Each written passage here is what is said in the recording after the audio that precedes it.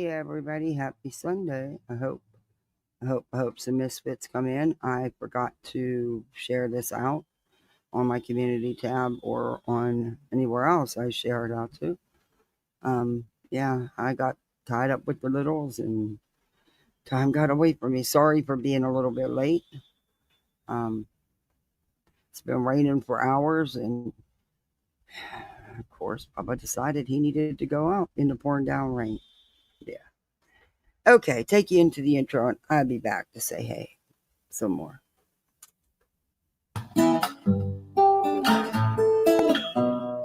Home in the valley, home in the city, home isn't pretty, ain't no home for me. Home in the darkness, home on the highway, home isn't my way, home I'll never be.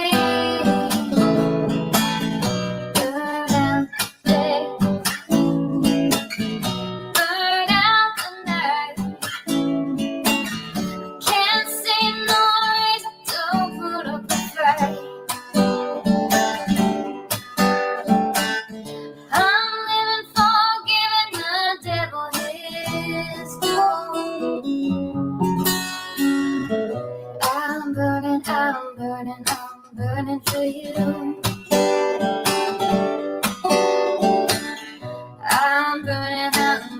I'm burning for you.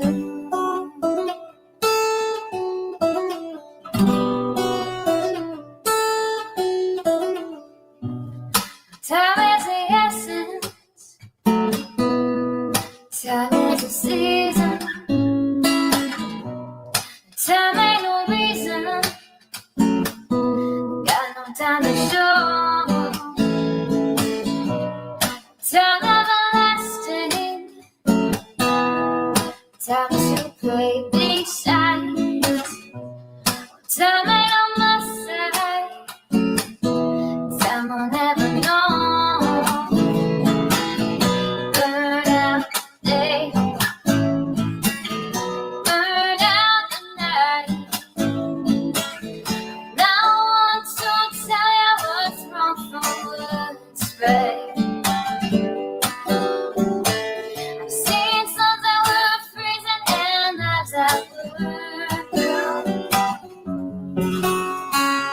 But I'm burning for you. I'm burning for you.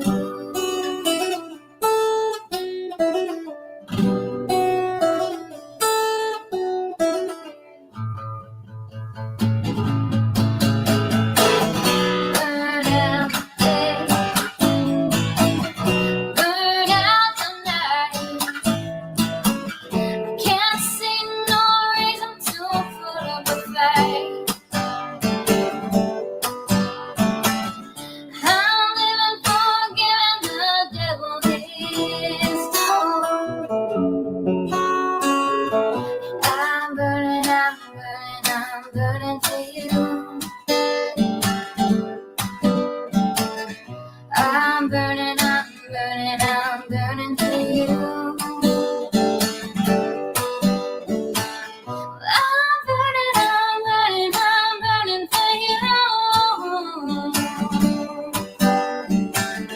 I'm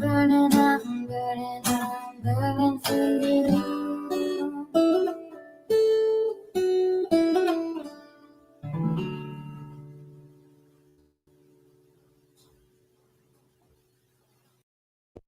Alrighty, that's over with.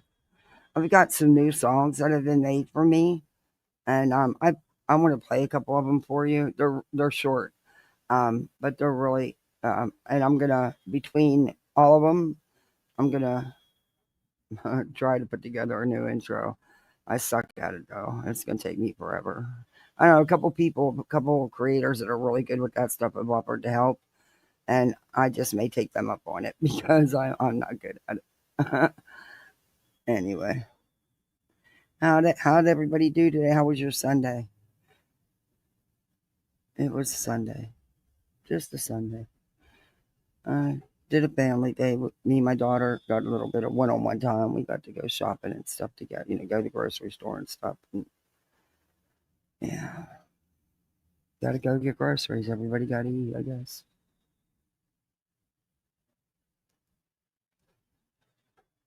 And then it decided to rain and rain heavy and hard. But that's why I was late. The dog decided he had to go out in the pouring down rain, which my dog won't do nothing in the rain. He is that spoiled.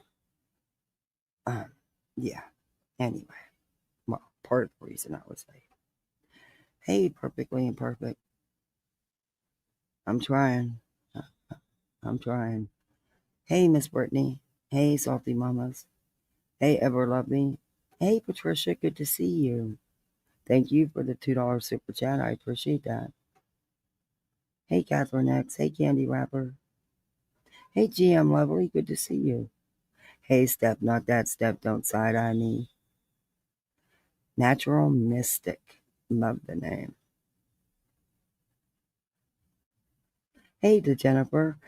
Good to see you, Yono. Say word. Cool name. CJK in the house, sweet and smoothly.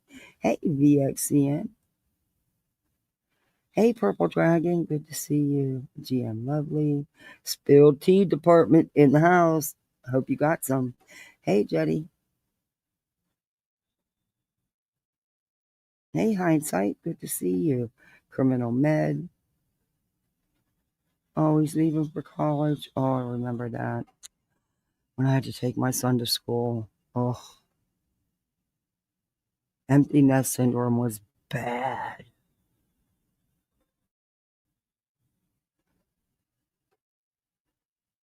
Hey, Sniffins, good to see you. How are you? Yeah, I'll forget that. Mom, that's too many clothes. I'll put them away. You don't have to put them away. I don't need all that stuff. I remember taking him off to college. It was a good day, but it was a very sad day because my baby left. He flew the coop and grew his own wings, so to speak. Hey, Kimberly.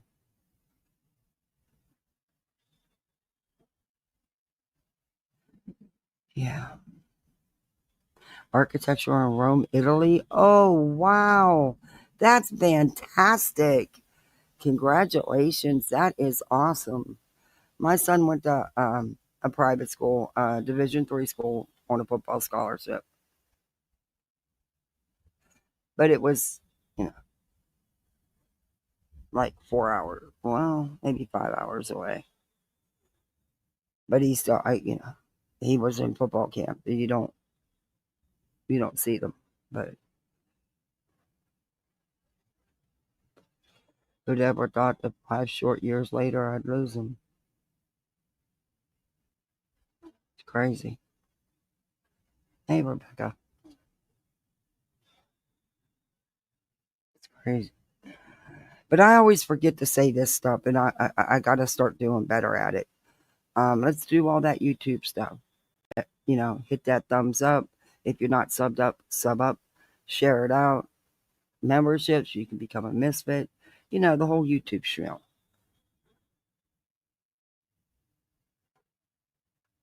But there's, I see BJ was live again last night, flapping her jaws about everything.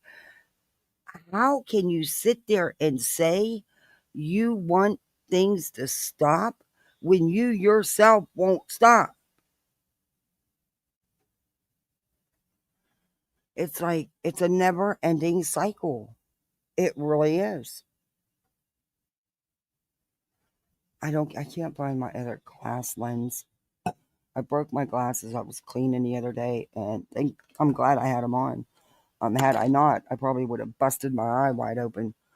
But I fell forward and I hit the ledge thing, and thank God I had the glasses on. But it broke the frame, and now the lens pops out, and I don't know where it went. but I'd rather the glasses than my eye. So, because these are just dollar store glasses, they're just readers. I have to get my ass to the eye doctor and get a pair of glasses one of these days.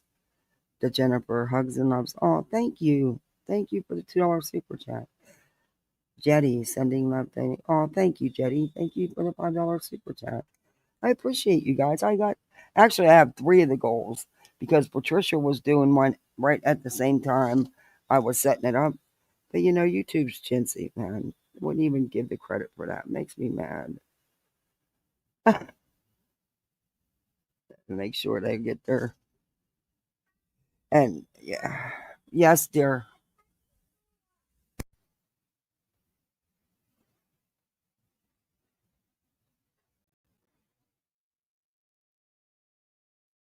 Okay, well, the 3-year-old just came and gave me hell. She just told me that the cat threw up and I need to go pick it up. But her mama's standing right there. Yeah, she does. She tells you, man. Oh, my Lord. Hey, Terry. Hey, Java Jones. Good to see you. So, yeah, her and Craig were at it last night. And yeah. And then, Bullhorn Betty, she's saving the world. Now, y'all heard that out of her own mouth last night. Beat him. I made that thumbnail in honor of you. It's kind of cheesy, but hey, I'm learning, okay? And I'm teaching myself. But it's Betty, and I had to be a green superhero costume, the green team. Yeah, she's saving the world, y'all. Y'all know that. She told everybody last night. She's saving the world. She's moving to Sumner County and taking over the politics and getting the sheriff fired, getting him replaced. Yeah. Okay. Hey, Dina. And Laura's weighing in too. Oh, Laura, she wants a piece of that pie. She just wants a piece of the pie, everybody. I mean, she's got something. But I have to be honest here. I actually, and I know this is, but I actually agree with some of the things Laura said. A few, just a few. But the other things, whew, yeah, I know. Um,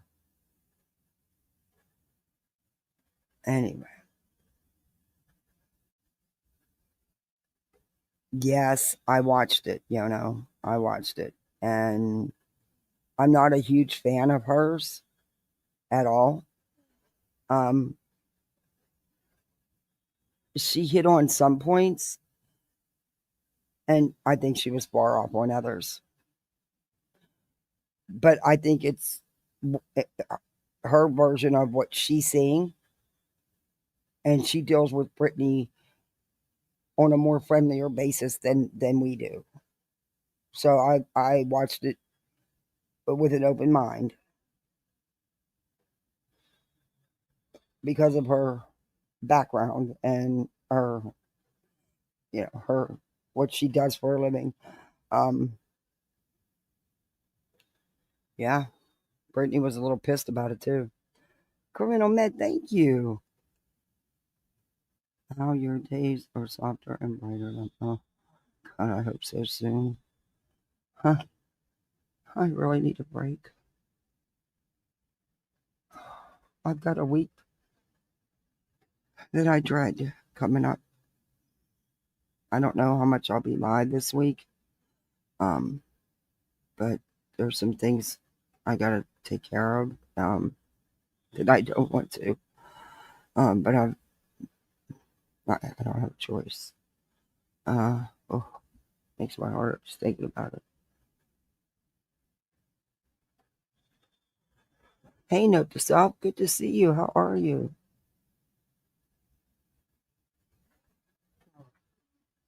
Oh, yeah.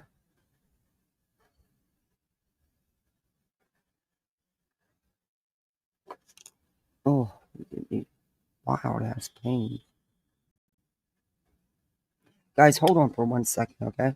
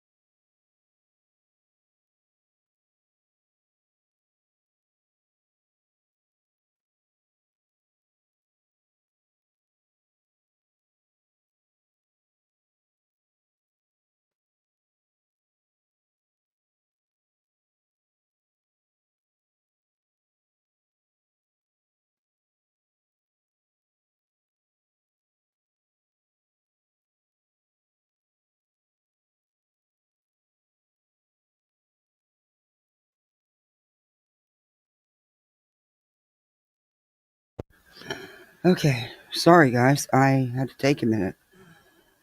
I'm staying neutral as I think. Oh, I'm have nothing against her. I'm just not, a huge fan of some of the things that the way she's handled some of the things in the Sebastian Rogers case. Um, but I, I think she was trying to be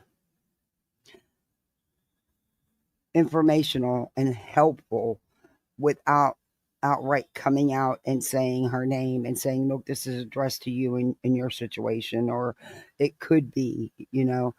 Um, she has the credentials and the experience. So I know Brittany was pissed. But she didn't attack Brittany.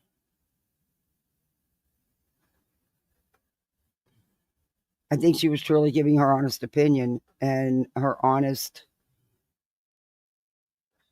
from a professional standpoint.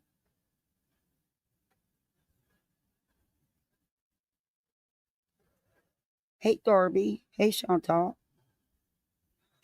sorry. And I agree about how things have just gone too far. I totally agree. Yes, Dookie, I'm giving you a treat because if I don't, you're not going to get out of my cord.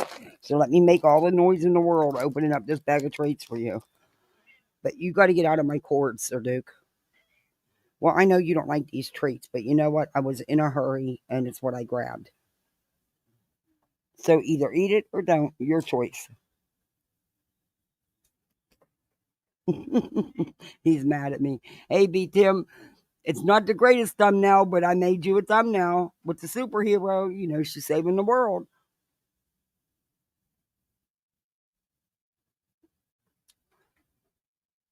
Now, there was a couple different lives I wanted to play parts of from Laura, but I didn't get a chance to download them. And we all know that when Laura sees somebody reviewing her, she privates the videos real quick. So I don't know how much of this will actually get through before she privates it. But I just didn't have time to screen record or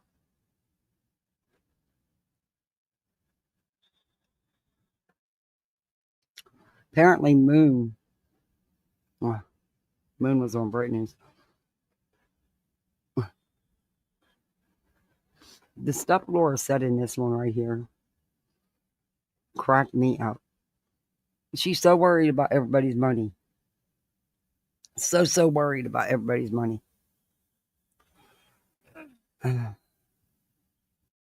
mean, when you go to the extreme of looking people up to see what they're making, you awful worried about what they're making. I don't know. I don't care. I'm not looking it up.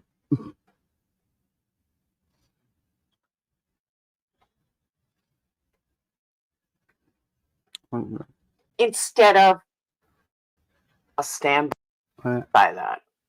Now, hey, Phoenix. I'll drop the link if anybody wants to come up. We're going to move on to Betty, though, after Laura.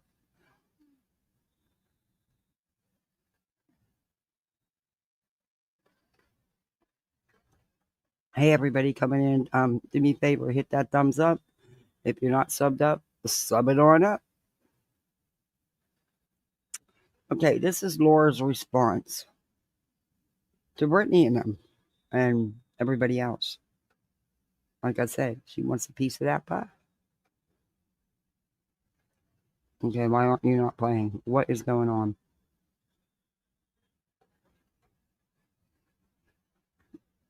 It shouldn't be in media player number 1.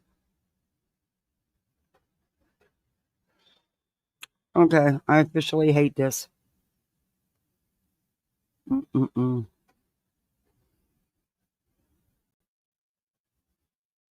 me reload it.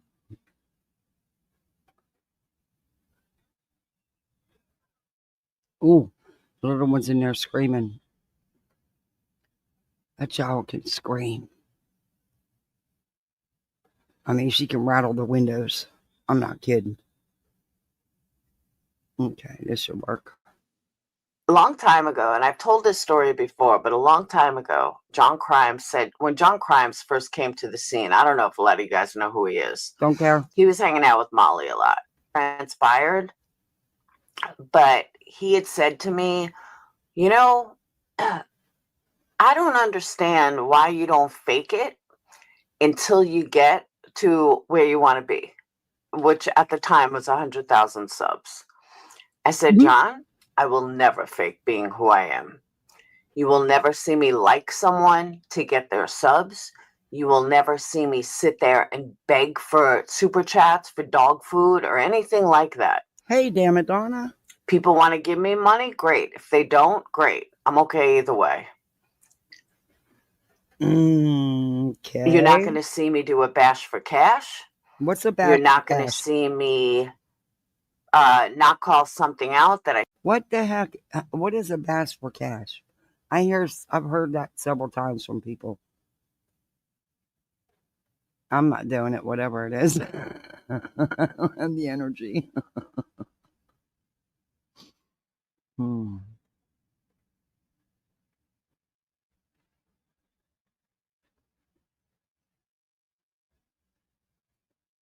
Yeah, I wondered that too, but guys, I see what you're saying in chat. I think that's a whole Looney Tunes right there. That's a whole different kind of creature. That is a whole different kind of creature. Creators act like this. I don't want to. Yeah, laugh my hat. See, and you're not going to see me be fake to everybody to fit in with the crowd or to get better numbers. No, I have the opposite belief. Build it and they will come. I have always been that way, and I will stand by that. Oh. I don't play these YouTube games like other people do. Hey, damn it, Donna. Welcome to Poolside. You're a misfit like the rest of us. I don't share screenshots like other people do. I just don't fit in with this community because I'm not dirty like them. And I don't play this bullshit like them. And again, I'm perfectly okay with that.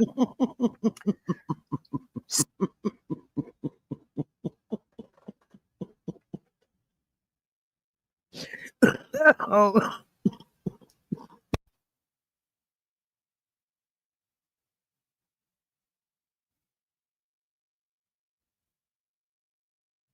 Wow, that choked me up. Laura, you called CPS sort of creator. Frivolously, on purpose, pre-planned. And in my opinion, and this is just my opinion, I do believe you were involved with said swatting of the same creator. But you don't do it? Okay. Okay. So a couple of years ago, a subscriber at Patreon came to me and said, you have got to see this. You have to call this out. and it was Cam and Allie doing drugs on screen, you like kind of like hiding behind Summer Wells. I went fucking ballistic. The whole community turned on me. The whole community said I didn't know what I was talking about. How dare I? How dare I accuse someone of being on drugs? Okay, I know what I know, and I know what I see. Mm-hmm. Everybody said, you don't know what you're talking about. How dare you? I knew exactly what the fuck I was talking about. Hey, True Texan. Actually, there was a post put out about how Laura's wrong about all this. Yeah. Like, I know Brittany is taking prescription pills. Yes, I know it. People don't want to believe it. That's on them. The truth will prevail and the truth will come out. They don't have to believe me. They can shun me. They can unsubscribe from me. I don't give a fuck. You want to know why I don't give a fuck? Because I know I'm right. And again, just like she didn't fall asleep and then it came out she was falling asleep. Just like she didn't go to a prescription pain place, but she did go to a prescription pain place. Just like every other lie she's told to hide her own addiction, her taking prescription pills will come out. And again, there's nothing wrong if a doctor is giving her prescription. No, wait a minute. In fairness, just because it's a pain management doctor doesn't necessarily mean you're getting pain medicine. Pain management doctors do nerve blocks. They do all kinds of stuff. They don't just, at least mine does, including pumps. Hey, Gone Girl, good to see you. Oh, thank you so much for the $10. Thank you. Thank you very much. I so appreciate that. Thank you.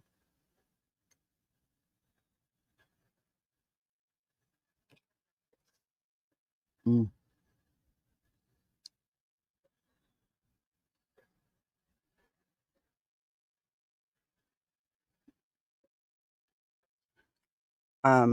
I don't know the situation.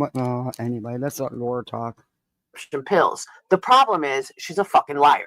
That's the problem. Exactly, Kimberly. That's how a lot of and people anyone do. That's lying like that is in active addiction because there's no reason for her to lie about it. So it will come out, just like And every there are scammer. some people that think because it is a prescription from a doctor that they're not doing anything and that they don't have a problem. But Sally, that's where a lot of it starts. That I've called out, that everybody told me, you're so wrong. We're going to denounce you. We're kicking you out, blah, blah, blah. When it all came out, guess who was right? Yep, I was. And this didn't happen once or twice. This happened continually, over and over and over again. So you don't have to like me, but my track record on calling out scammers speaks for itself. And do I have a list on my own? No, but the truth is, you can find it. And it's one of the reasons that I built so much hate against me is because when it turns out that I'm right, people get mad and people get pissed that I've been right. So again, I did not turn on Brittany. I don't really care if you don't like what I had to say about Brittany. I didn't say anything bad. I said what I felt and what I see with my own eyes. And if people can't handle what I see with my own eyes and what I know from personal experience, I'm sorry, you're wrong. And at first, I wasn't sure. At first, I couldn't tell if I was right or wrong. So I said nothing. Once I was able to see it, point out blank, yeah, she's taking prescription pills. And again, there's nothing wrong with that. Why she's lying about it, that's the problem. Saying that she's just tired when she denied falling asleep for the longest fucking time.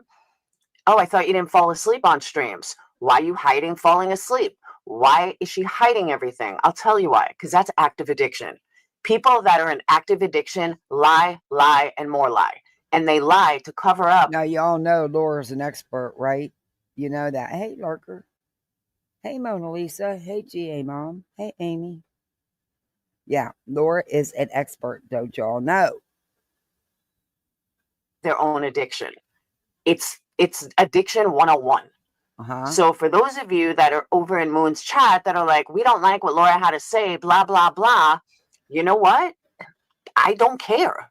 You obviously don't understand addiction, lying with addiction, how it all works, the cycles. And hopefully you don't know. She And it's is right. okay That's if what you I don't mean. know. That's why I was saying when I told you I was going to review some of this.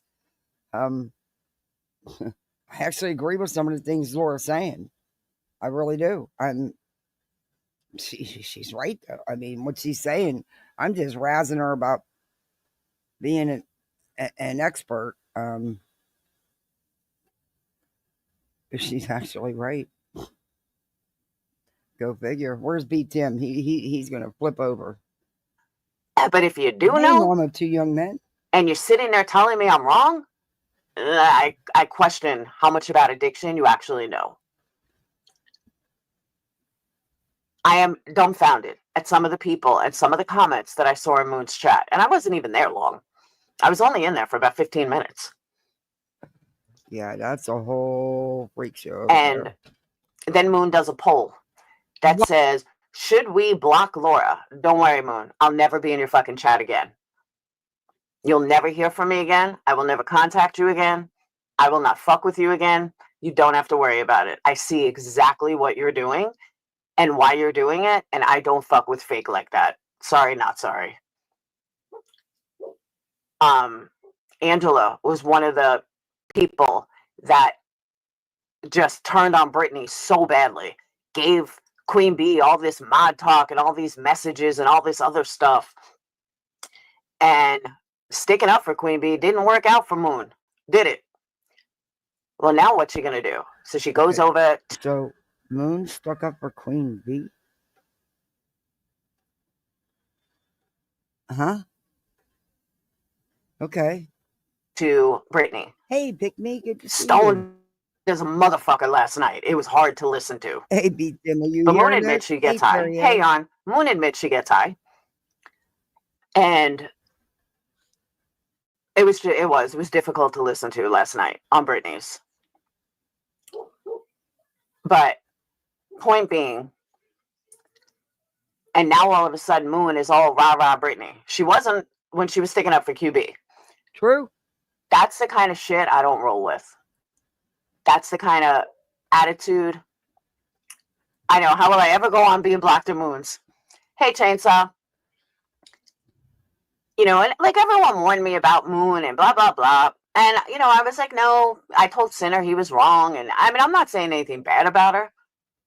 Exactly, But I see Kimberly. how she It's is. not, and it's the addiction. It's the narcotic that's doing it. It's not you. It overtakes you. You'll people do when you're in the throes of your addiction and you need them pills. You'll do whatever it takes. Things that you in a million years would probably never otherwise do. As a YouTuber, and that's not what I fuck with. Like I said, I don't do fake. I don't do sub poaching where I'm just going to be nice to someone so I can get their subs, so I can get their big money spenders. That's not me, and that will never be Big me. money spenders. What do you watch people's chats to see who's giving money? That you know they're big money spenders? Because I couldn't tell you. I couldn't tell you who gives what, when, or how often. Don't care. Not my business. And like I said, I just don't roll like that at all. Sir Duke, leave the cords and Lindsay, alone. I'm also against everything that happened to Britney. He's pissed. Nobody said otherwise. And he can't go out and lay on his lounge, the Chase lounge, because it's raining. So he's making me pay for it. He's wrapping up in my cords. Dookity doo. You're gonna go in the house. That's it. Go up on that chair and go sleep. And I've said that multiple times. But that doesn't take away from the fact of what I said about Britney. I hear you, Darby. And they can be very beneficial and they can be controlled. Some people are more prone than others. Sir Duke, knock it off. You're getting yelled at, dookity doo. But it's a catch-22 because unfortunately pain meds are needed. on prescription pills. Plain and simple. The two do not have to, you can have two things that are true.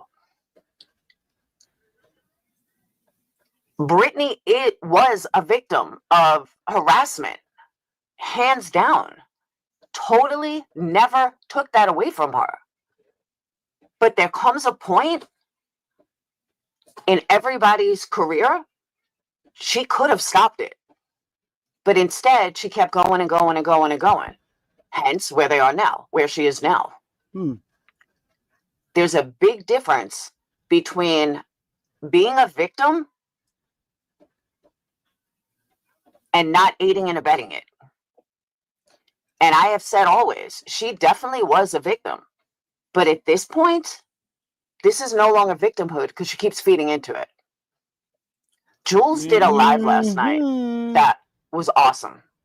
I mean, she did it like 1 o'clock in the morning. And she talked about all of this. And she also talked about that there's a lot of people that truly care for Brittany. But Brittany wants to insult a lot of people's intelligence to keep bringing in that mighty dollar instead of admitting what's really going on. Now, I don't know anything about Craig. I can't say anything about Craig. I've never watched him. I've never watched him on TikTok. That's her personal life. I don't give a fuck what goes on with Craig or anything else. But what I do see is somebody that needs help. And that's because they won't be honest with themselves. And if they're not honest with themselves, they're not going to be honest with their subscribers. Exactly. They're not going to be honest with their audience. And again, I don't know how she treats her kids. I don't know how she is as a mom. I don't know any of that, nor do I care. That's not what I pointed out. What I pointed out is that she is on prescription pills and probably taking too many of them to not out like that. And the fact that she's still denying it is an insult to any addict out there. It is an insult to anybody that is maybe struggling right now. It's an insult to anyone that lost somebody due to prescription pills or pills that then escalated to something else. And if people hate me for that, I am perfectly okay with it. And if people hate me because I have severe narcolepsy. Most people are knocked out by Lortab. I could take 2 Lortab 10s, and it was like taking speed. Found out opiates mimic orexin. Recruiting that people with narcolepsy lack. Yeah. You know what, though? They do the same thing to me, and I don't have narcolepsy, but yeah. Pain medicine works the exact opposite in me. It amps me up. It drives me bonkers. Especially when you're laying in a hospital bed and too sick to go anywhere, do anything. But they're boosting you up anyway. And it's like, hey, Terry P. But I totally get that. Months ago, in a roundabout way, I tried to call Brittany out for this. And I got raked over the coals for it. That, is what it is. Cherry P, oh my goodness. Thank you so much. Wow. Thank you for the $20 super chat. Thank you. I got another goal. Thank you, Cherry.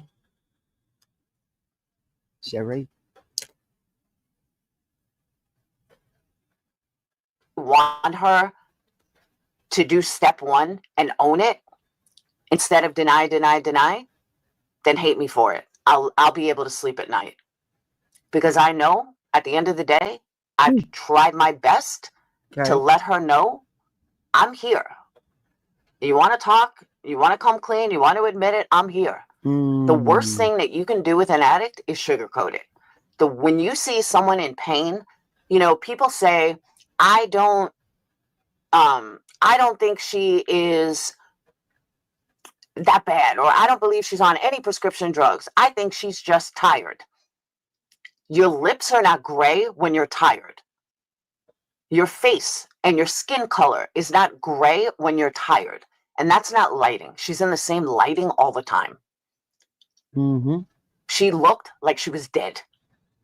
And that is from drugs. And again, when I say drugs, I'm not talking she's shooting dope. I'm talking prescription pills, legal prescription pills. That is what I'm referring to. Now, I can't speak for anyone else. That is what I'm referring to when I'm talking about pills. I'm sorry, when I'm talking about drugs. And again, just like she denies everything else, and then it comes to light, this will be the same. Mark my words, clock it here. I'm telling you this for a fact. And a lot of people say, how do I Hey, know gorgeous. this? Because I've been there. That's how I know this. Not only have I been there with myself, I have been around lots and lots and lots of addicts, because addicts stick together. That's why I have a lot of addicts in my inner circle, both real life and Yeah, I didn't notice Grace getting YouTube in there, life. Bella. Hey, how are you doing? Addicts are drawn to each other. Hey, gorgeous 23. And at that same drawing to each other, we see what others don't. Okay. And I can't stress it enough. I didn't see no gray looking skin though. But maybe I just wasn't paying attention. I don't know. Okay, whatever. So, hey, Steph. There are so many people that come to the realization that they're an addict, Kim, and it that's scares. rough. God bless you. That's rough. Ugh. Yeah. Sadly, pain management is needed. It is. The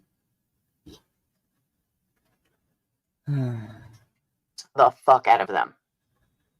It is the hardest realization I think to ever come to. I'm sorry, gorgeous. I'm sorry to hear that. I'm sorry for your loss due to Rug's complications. Wow.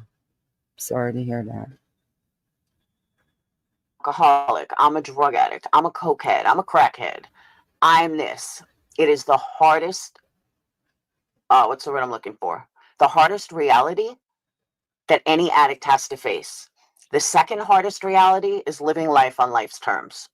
There is nothing scarier than someone telling you you no longer can have a crutch for whatever reason. You can no longer have a crutch. You now have to live life on life's terms. There is nothing more eye-opening. There is nothing scarier. And there is nothing that will make you want to use again by hearing that. And the first couple of times that you have to actually do live life on life's terms and you don't have a crutch, you're right. It's hard. Girl. It's a very hard reality. You're right. Her enablers are not doing her any favors. None at all. Her color did look bad, but I didn't see, like Laura stating, like gray. It was rough the other night, though. Make a wrong turn once or twice, dug my way out, blood and fire, bad decisions. That's all right. Welcome to my silly life. Brain, I hear you. I made that wrong turn way too many times. I was in that maze going back and forth for years and years and years. And let me tell you something. I quit cocaine in 2008. My first real test was 2013. 2012? When did I go to jail? Yeah, she either was 2012 pale, or 2013. That's what I thought. She was pale, not gray. And when I was in there with all these drug addicts. Wouldn't give my son. You know what? Like I said, I would go to jail again if it came to my kids. No questions asked. So she went to jail. No questions asked. Listen. And he went to his dad for contempt of court. And when I was in there with all the jail. It was 2013. 2012? When did I go to jail? Either 2012 or 2013. And when I was in there with all these drug addicts. And I was only in there for contempt of court from a custody fight. Because I wouldn't give my son to his dad. Because he was on drugs. Twice. So I went to jail. And you know what? Like I said, I would go to jail again if it came to my kids. No questions asked. So when I was in there, though, when I came out, all I wanted to do was get high. And then I'm like, Laura, you don't get high anymore. Don't worry about it. You don't get high. And I was like, you know what? I can do this. I can get through this. And then my dad died 2014. And that was probably the hardest day of my life. But I got through it. Didn't need alcohol, didn't need drugs. Just got through it. And every day, that's what my life is. Will I ever do cocaine again? I don't know. I couldn't tell you if I will or I won't. But I won't do it today. And cocaine was my downfall. Hey, Ron. I never cared for prescription pills. I don't even take fucking regular pills. My Adderall is the only thing I take. You want to know why? Because it keeps me off cocaine. And I'm not embarrassed of that. I'm not afraid to say that. But that's my addiction. And people say, oh, you abuse your pill. I don't abuse shit. I take 2 fucking Adderall every day for the last, 10 years, 15 years? And that's what I do. And I'm not embarrassed of it. I'm not ashamed to say it. I'm not ashamed of it. It is what it is. And that's what I need to keep me sober. Okay. If Brittany came out and said that she takes this to keep her off this, I don't care. Just the problem is she's not owning anything. She won't admit anything. And that's where the problem lies. There's no shame in being an addict. There is no shame in I want you hidden. Not in relapse. Shame is the number one reason that people go back to drugs or go back to alcohol. I'm not even going to separate them. Alcohol is a drug. I'm just going to keep it together. Okay, time to move on. As I said last night, and I mean it, I have so much fucking respect for Sinner in his trying to be sober because he's not bullshitting anyone. Yeah, I fuck up. Yeah, I can't do it. Kim, it does. And you have to hit rock bottom. And unfortunately, it takes some tough love. And sometimes people have to walk away, not just for the person that needs help, but for themselves. It's rough. My hat's off to you, Kimberly.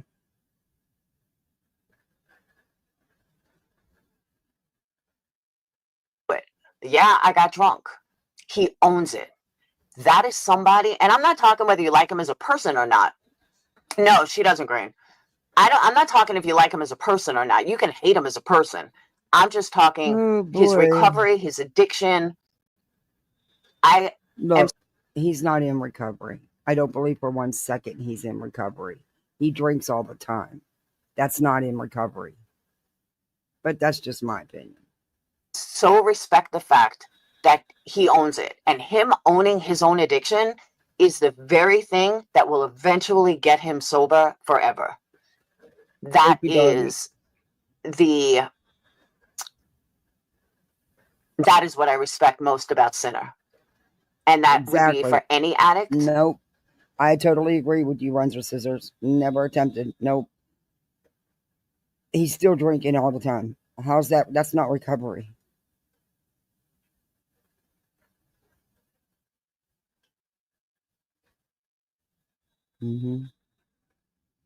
I have much nerve pain in my ankle from surgery, and I had cellulitis. With me playing around with her health, I have not had any episodes of cellulitis in over 15 years. Good for you. Yeah, she respects Sinner. Exactly. When you can admit, yeah, I'm an addict. And you know what? I'm trying really fucking hard to get sober. Eventually, it's going to change for him. Even if he fucks up again. And I hope he's listening. Even if you fuck up again, Sinner, it's okay. Because your attitude is what's going to get you sober forever. One day, it's just going to click. I never, ever, ever thought I would stop doing cocaine. Ever. I was like, hey, I'm going to do it for... That's actually not a true statement because sadly, some it never clicks. So, that's your personal experience, but that doesn't mean it's going to be somebody else's. Forever. I am. I just am. It's never gonna, my body's never gonna not want it. And then one day it just clicked. One day I'm like, you know what? That's it. I cannot do fucking cocaine anymore. And that was the last day I ever did it. And that was after years, and I'm talking years of trying to stop. And I really never saw the end. I never thought I would be able to turn it away. Okay. But it's right after that. And Jules is going to come on my channel I know, right? Fuck Coke. Jules is coming on my channel. We're going to talk about addiction. We're going to talk about recovery. Like I said, if you guys don't know Jules, if you're not from the DC, Jules is a licensed psychologist for years and years and years and years. Her husband, really nice guy, but her husband is a cook. He loves to barbecue. If you ever want to get on a good side, ask her husband for recipes. I go way back with Jules to the Chris Watts days, so I don't want anyone to think I'm jumping on some bandwagon about Britney. No, I totally go way back with Jules, and you can find her on my panel 5 years ago. So just want to throw that out there because I know a lot of people think, doctor, yeah, I've had Jules on my panel, someone pills or alcohol. But she's also been in recovery. I mean, it makes the best counselors. She on Tuesday night. Enough. She doesn't need to tell you to. Problem lies when she is on camera and falls asleep. That's where people are going to talk. I'm sure that I'll give you an example. I'll use her as an example. Queen Bee.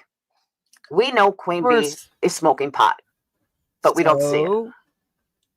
Queen Bee could be sitting there naked, smoking pot with her feet up on a couch and having sex while she's doing it. Oh, but you know what? We don't see it. It's not in our faces, so nobody can talk about it. Burnt Toast could be sitting there with a bottle of wine getting fucking hammered while she's doing a live, but we don't see it. When you put it on front and we see it and it's on social media, people are going to talk. So I do agree that she wouldn't need to admit it to everybody if she didn't put it front and center. I don't need to know if Burnt Toast is sitting there with a bottle of wine, which she probably is, but I don't need to know. And Burnt Toast, I'm not calling you an alcoholic. I'm just using you as an example. Burnt Toast could be a huge alcoholic and, drinking nonstop, but we don't know. I know, right, Leo? I don't know why I said it. Like I see her like with a crack pipe. No. The visual, I know. Sorry, guys. But Burnt Toast, I'll give you Burnt Toast because we don't even know what she looks like. So we'll stick with Burnt Toast. Burnt Toast could be sitting there with a bottle of wine and a 12-pack of beer and getting wasted every fucking night. But we have no idea. She could be the biggest alcoholic in the world, but we have no idea. You can't talk about it because we don't see it. That's what I'm saying. When you put it out there and... Mama. Exactly, Patricia. Yeah. Oh, shoot. Would you do me a favor? Quick. What? Would you do me a favor? What? Would you order me 2 movie tickets? Okay. If I wanted to rent legally. Your son, I don't want to. Oh, it's probably... Here, do you know what Mega D... Yeah. Or so. Are you painting today? Yeah. After Marinas. I gotta watch the Old Man today. That's fine. On his TV at the theater. You kind of do need to apologize to... I fast forwarded through that because she's talking to her son, and I, don't need to hear it. Hey, Betty MCW. Hey, Chinmo. Good to see you. You kind of do need to own it to everybody because you put it out there. That's where she is wrong. Others maybe use substance on live streams and might have addictions. Their function, but at this point, BJ is not... Thank you. I agree, Nina. Nina says, I agree that while others maybe use substances on live streams or might have addictions, their function, but at this point, BJ is not a functioning addict if she cannot stay up, constantly nods off. I don't want a full piece. Eat it. She does, Betty. And that is true. And the lies on top of lie, on top of...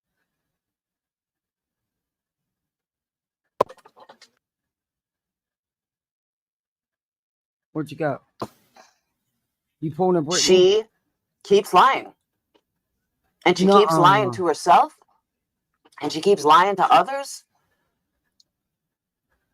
We did know that, did we? We had no idea. And it's just... She owes her subs an apology. But she's not going to do that until she comes clean with herself. And again, this is not against Britney. See, a lot of people... But she took it as an attack on her, Laura. And she said so. She was really pissed at you, too. Eric, I didn't never Hey, ever Sandy. said that she was on illegal drugs ever. I No, said this she is was. Laura. This is Perplexed. Yeah. She's the one everyone calls CPS caller. She's the one that called CPS on another creator frivolously, even bought a burner phone to do it.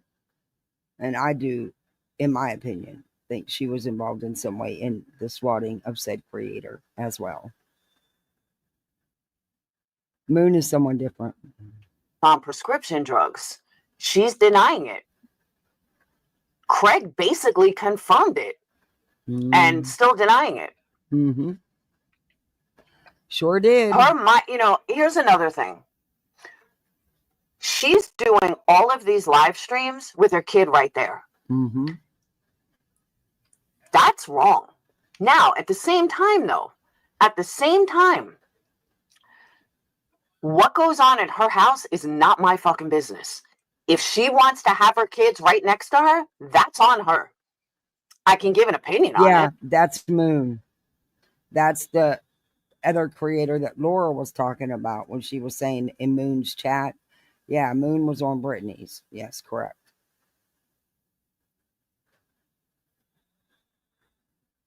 But I'm not going to judge her for it because that's not my business. It's not my house. I got to worry about my house. But when you constantly hear a kid say, "Mom, wake up, wake up, wake up," that's a problem. Sure is. People are going to say. And we've been saying this all along for how many months, and what are we getting? Oh, you're talking about her kids. You're going after her kids. Nope. Not at all. Never once. Never once did I. It was about what Brittany needs to step up and do as a parent and as a mother, as a woman, as a person, as just a human being. I mean, geez, oh man, it's in our faces, you know? I mean, it's not an occasional thing. It's consistency. She really understands consistency when it comes to that stuff. Brittany, take care of your child. Put him in his own room. Your kid shouldn't be that close to you. That's what people are going to say. Yeah, her kids are often waking her. And most of YouTube in this community is going to talk about it. As I said yesterday, and I mean this, I can't say it enough. When you have eyes on you all the time, you have to be careful. I had some asshole come in Jules last night. I told everybody when Phoenix was 15, I left a 15-year-old and a 17-year-old alone. Well, it was actually two 15-year-olds and a 17-year-old alone for the weekend because I had to take Dayton somewhere. I had haters. I convinced all of YouTube that my son had a gun. CPS was called. I don't give a fuck. He didn't have a gun. I laughed when CPS came. Oh, we got a call that your son had a gun and blah, blah. I don't own a fucking gun, you idiot. But I told YouTube I did, and YouTube bought it, and nobody fucked with my kids while me and Dayton were gone. Okay, well, because I knew I had haters. Okay, no. Well, see, this is where no. Number one, why the fuck you telling people on YouTube that you leaving your child at home alone while you have to go somewhere for a few days when you know you have haters? Why would you even announce that? You should have never even shared that. That's private info you shouldn't have put out here. I mean, if you were that concerned that you had to get on here and lie about a weapon and say he had one, and you knew CPS was going to get called because of your haters, I mean,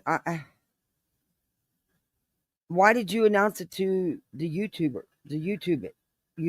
world? I mean, it doesn't make any sense. Different. Greg has a PB. Yeah.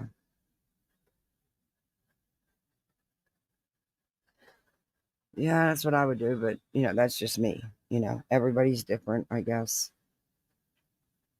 Didn't want anyone fucking with my kids. So I told everybody, my son had a rifle, my son had a gun. I mean, we have neighbors that have guns. It's Alabama. There's guns everywhere. But because my address is so easily out there, yeah, I convinced my haters that my kids would shoot you if you even come on the property. Well, guess what? Nobody fucked with my kids. Nobody. And this asshole came in there last night. He's like, you don't believe in kids with guns, and you know, your kid had a gun. My kid never had a gun, you fucking moron. But you're the idiot that bought into it. So then they came back and said, oh, and you abuse your pills. I don't abuse my pills at all. But this is what haters do. Haters find something, they twist it, they'll do whatever they can, and you have to be on your best. So, her saying that, oh, it's the stress that's doing it, no, that's bullshit. Stress from the haters should make her realize at this point, you don't get that high on a live stream, so you give them ammo. That's what she has done. She has given them ammo over and over again. And like I said a couple of days ago, she's got that check mark. Just keep hitting that check mark. Because the haters say you do this, and then you do it. Haters say you do that, then you do it. Haters say you're asking for this attention, you ask for this attention. It's so fucked up. All right, real quick, I don't want to get off subject, but I don't want to forget. I agree with it. If anyone's on my Twitter, see what I posted. I found out from Brandy Wine that it's because it keeps switching from one mic to the other. When Brandy Wine posted what what's her name did, what Chris Proudfoot did yesterday, that is fucking disgusting. You have a missing kid, and you're sitting there making fun of fucking Britney? Chris Proudfoot, you are disgusting. You are everything that people say you are. Fucking vile trash. Okay. Laura, how dare you? Chris and Katie have been torn to shreds. Their whole lives turned upside down and inside out. Their friends, their families, bothered and harassed by these fucking green team YouTubers. Panel after panel after panel, including Britney's, for months and months.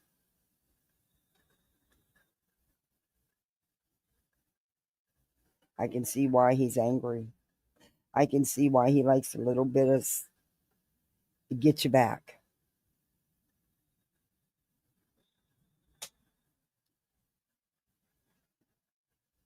And just because you may not have thought it was funny, but it wasn't meant for you.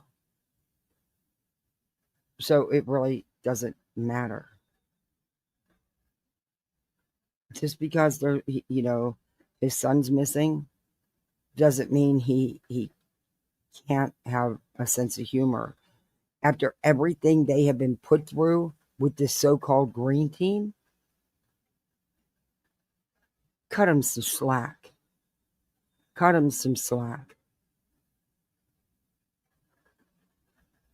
Absolutely disgusting what he did. He pretends that he's a process server and goes to Chloe and Cletus's house, like pretending to be a process server for Britney. Are you not looking for your fucking son, you retard? Oh, absolutely retard? Fucking vile. Oh, did you hear what she called him? A retard. Hey, dog, the Betty Hunter. Nice, Laura. Real nice. Real nice. After what Chris and Katie have been put through by this green team, and Britney is in the forefront of that. Like I said, cut him some slack. Pay 6 up. Absolutely fucking vile what I saw last night. And I posted it. I was like, this is disgusting. You are fucking gross. Who does that? Like, literally, who does that? You have a missing stepson, you fucking idiot. Fucking disgusting. I'm sorry if that pisses anyone off, but that was the most vile thing I ever fucking saw. That was gross. The most vile thing you ever saw. Are you kidding me? Come on now. Stop.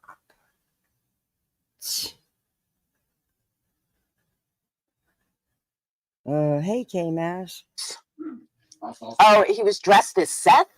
Oh, I didn't realize that. Chris was dressed as Seth, the father of the child he admitted to beating with a belt. That's what I'm saying. Fucking gross. He never said he beat him, so get it right. And after the shit Seth has done to them, having a little bit of fun, nothing wrong with that. Sorry, but they have been put through the ringer and then some by this team of idiots.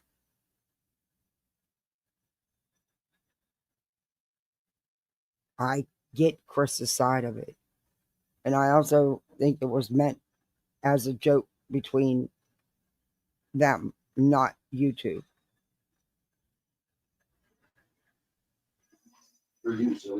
I'm doing K-Mash. Yeah, I get it. Whistle down. It was They just have disgusting. Dolby. Like, what the fuck is wrong with you, dude? Who does that? I'm not saying that you have to sit and cry every day over your, missing stepson. I get it. It's been, a year and a half, and of course you're gonna smile. Okay, but wait a minute. Laura, you got some fucking nerve. You really do. You got some nerve. Do you not understand what has transpired here? Not only has Chris and Katie and their family and friends been just ripped to shreds on here, but these idiots filed frivolous lawsuits. And now they will forever be part of Sebastian because that's why they filed them. They used that. You don't see anything wrong with what's happened, and you think that it's wrong that Chris and Katie feel some type of way. All this crap is forever attached to that boy.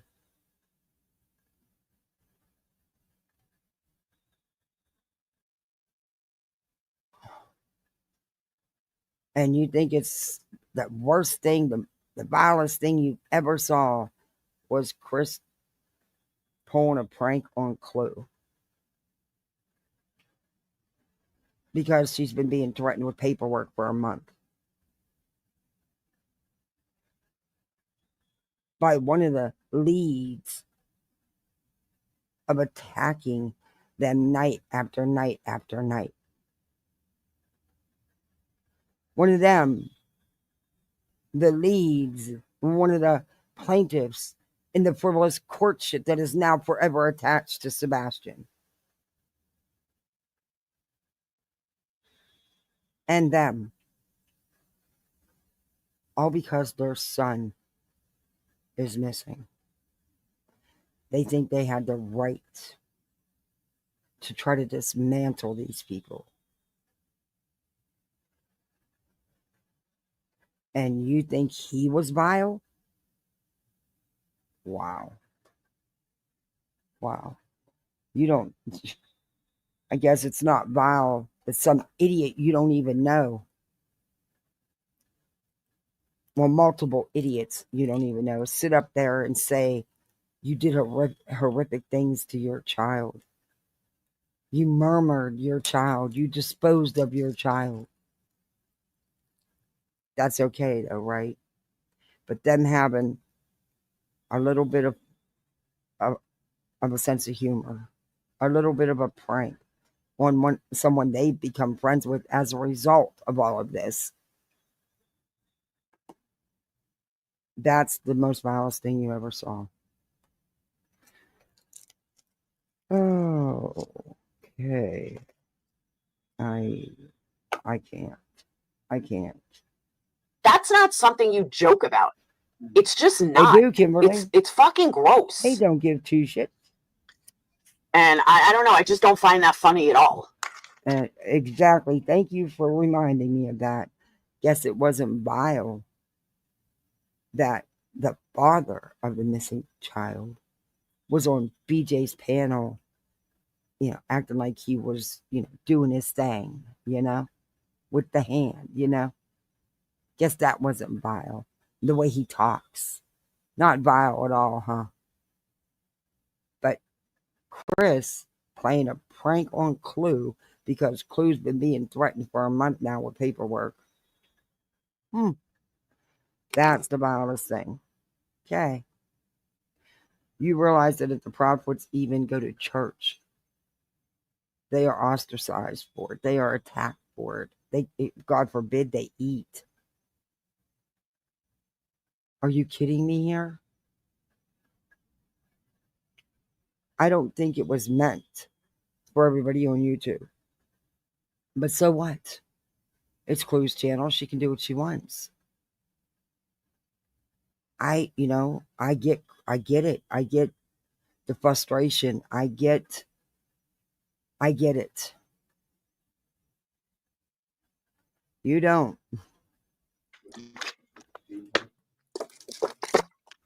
Exactly, Darby. Seems he got brave after the recent FBI post about the case. I agree, Leo. Fucking gross.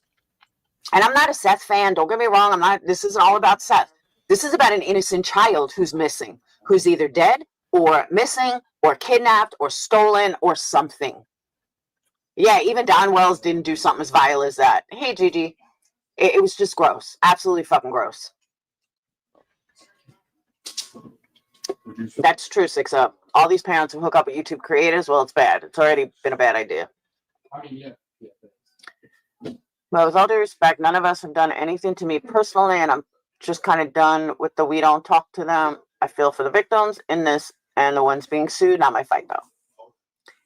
It depends how you look at who's being sued.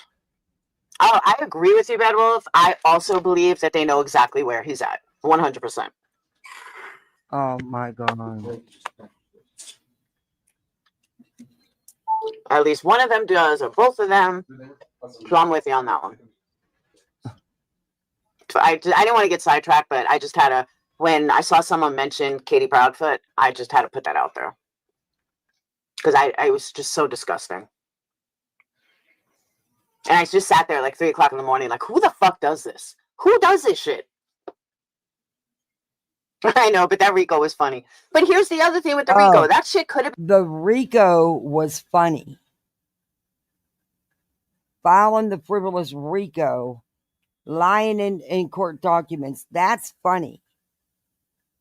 But Chris pulling a prank on Clue is vile. Can you all make that make sense? Ticks me off all these going on today about a prank, but none of them was out with Seth 2 weeks ago. Shame on them. Hey, Boxer. This is fucking insane. ended immediately. They should have fucking laughed it off from the beginning. I would have. Lacey, I'm going to bring that up. That's a good point. You can't laugh it off, Laura, when they proceed filing stuff in court. You can't just laugh it off.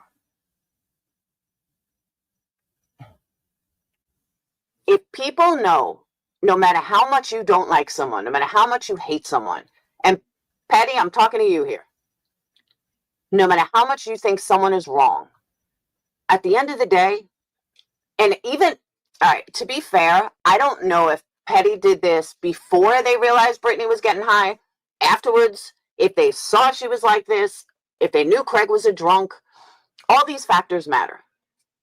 If they knew that they were in this toxic relationship, nobody should ever add to that.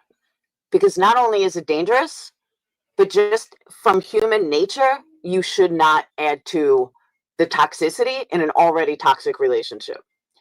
I don't watch Petty. I don't follow. I just heard bits and pieces of that whole thing. So I don't know when Petty did that. I believe it was way back in the beginning. But I've never watched Craig, so I don't know the situation. But I just think that's wrong.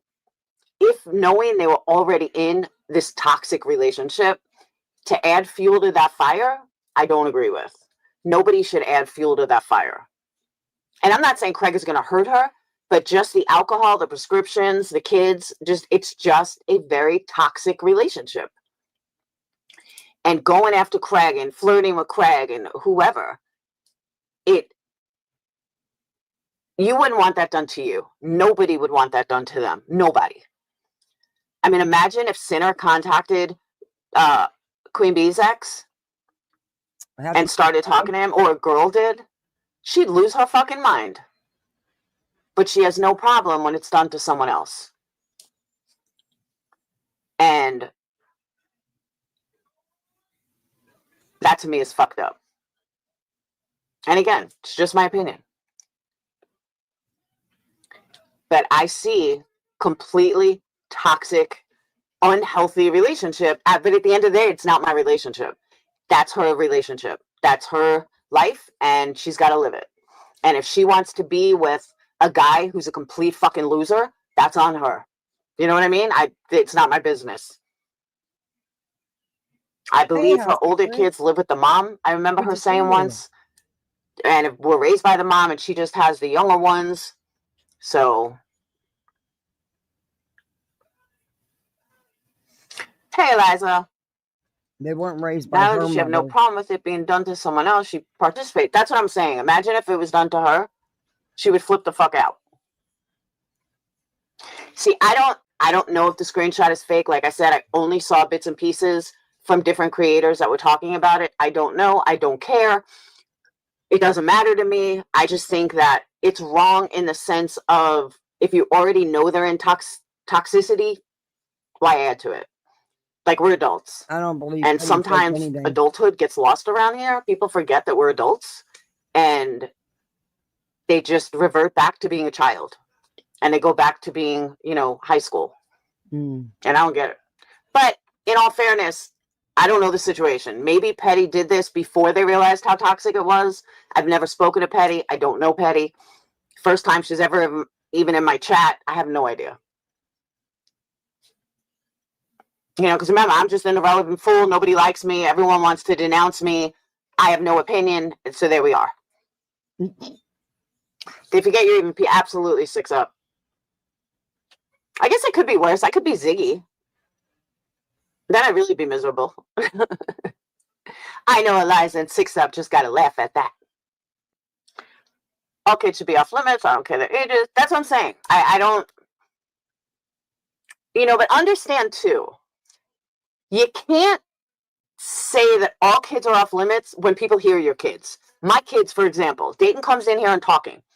Someone is going to say something about my son. I can't help that. Because he came in here while I was on live. I'm not saying they're going to say something right now, but there have been times my son will, my son will come in here, and then people will talk about, oh, did you hear Laura's kids come in there? Kids are off limits. Give me a break. The kid came in while I was on live and talked to me while I was on live. So, of course, people are going to mention it, or if he came in here talking about religion or whatever. It's ignorant to say that they hear your kids and someone's not going to talk about them at some point. It's just the way it is. And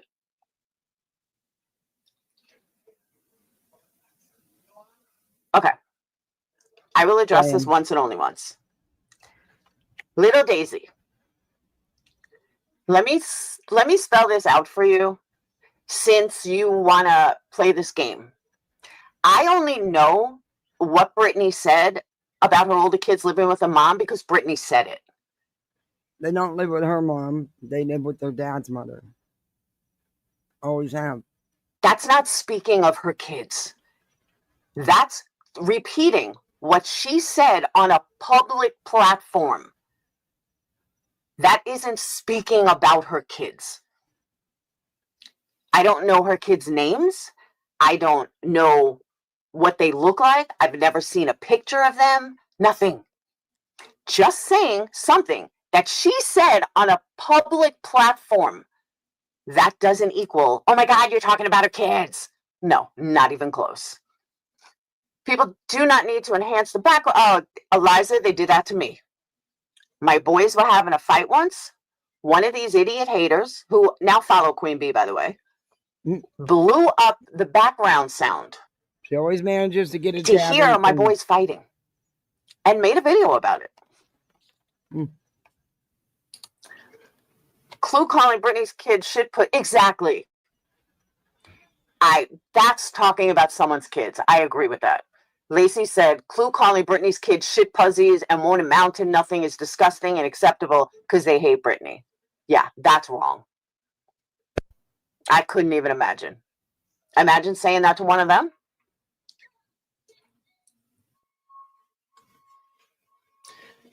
But if all kids are not off limits. They're just not. Exactly. It's one thing to say they could hear your kids. It's another to start attacking the character and looks of a kid. Thank you.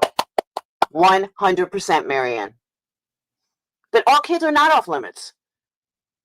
But they're not on limits where you can, calling Jones's kid a fucktard. Like, what the fuck was wrong with you? Who does that? You don't call it someone else's child a fuck. Who did that? Who did that? Tard. And she didn't lose one subscriber over it. I don't give a fuck if you like Jones or not. You don't call somebody else's kid a fucktard, you fucking asshole. I agree. But I didn't hear the outrage for that. I mean, obviously I heard it from Joneson, but I didn't hear the outrage from people. That was the most sickest, disgusting thing I heard on this platform. She didn't lose one sub over it. Nobody seemed to care. Wait, I thought the prank that Christopher Propwood pulled on Clue was the worst thing ever. Now it was this. Make up your mind. That's why I say this community has gone to fucking shit. That I agree with. And that's why when Brittany's like, oh, you want to get in good with them. Oh, hell no, I don't. I think they're fucking gross. And that's true, Bedwolf. My kids have never been off limits. Ever. Nobody's ever called them a fucktard, but they've said their share. Because, all right, little Daisy, I'm not arguing with you. You don't have to pay me for me to argue with you anymore. I've already answered you.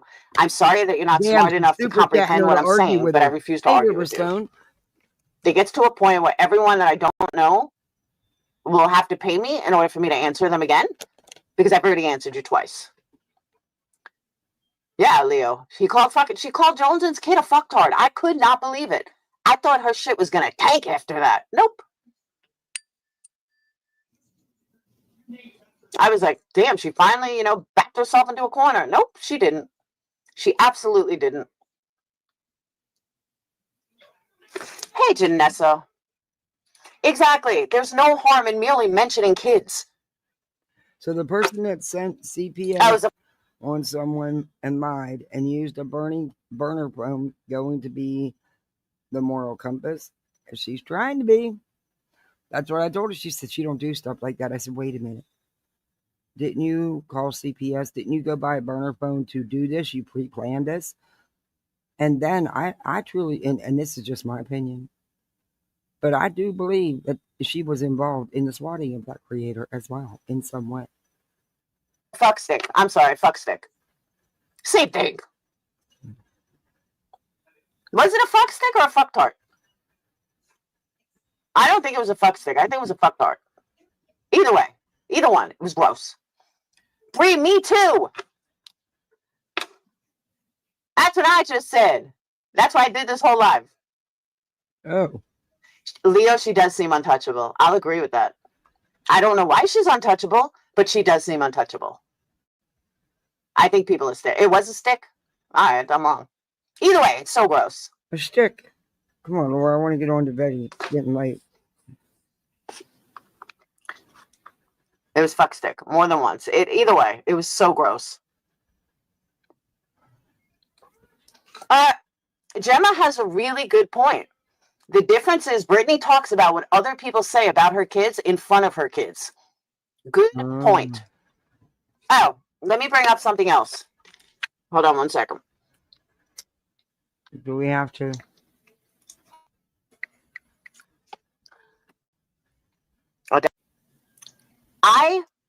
Shit, now I forgot what I was going to say.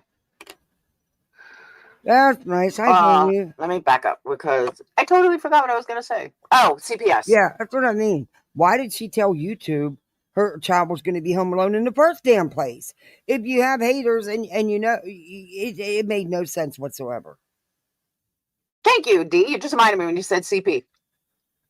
There were people in Moon's chat this morning that were talking about CPS is not traumatizing. CPS is traumatizing, blah, blah, blah, blah, blah. And one of the girls said, I thought Laura was nuts when she said it until I asked my daughter who works for CPS, and she agrees with Laura. CPS is not traumatizing.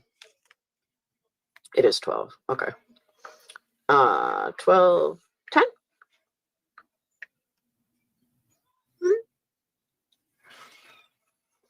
12:05.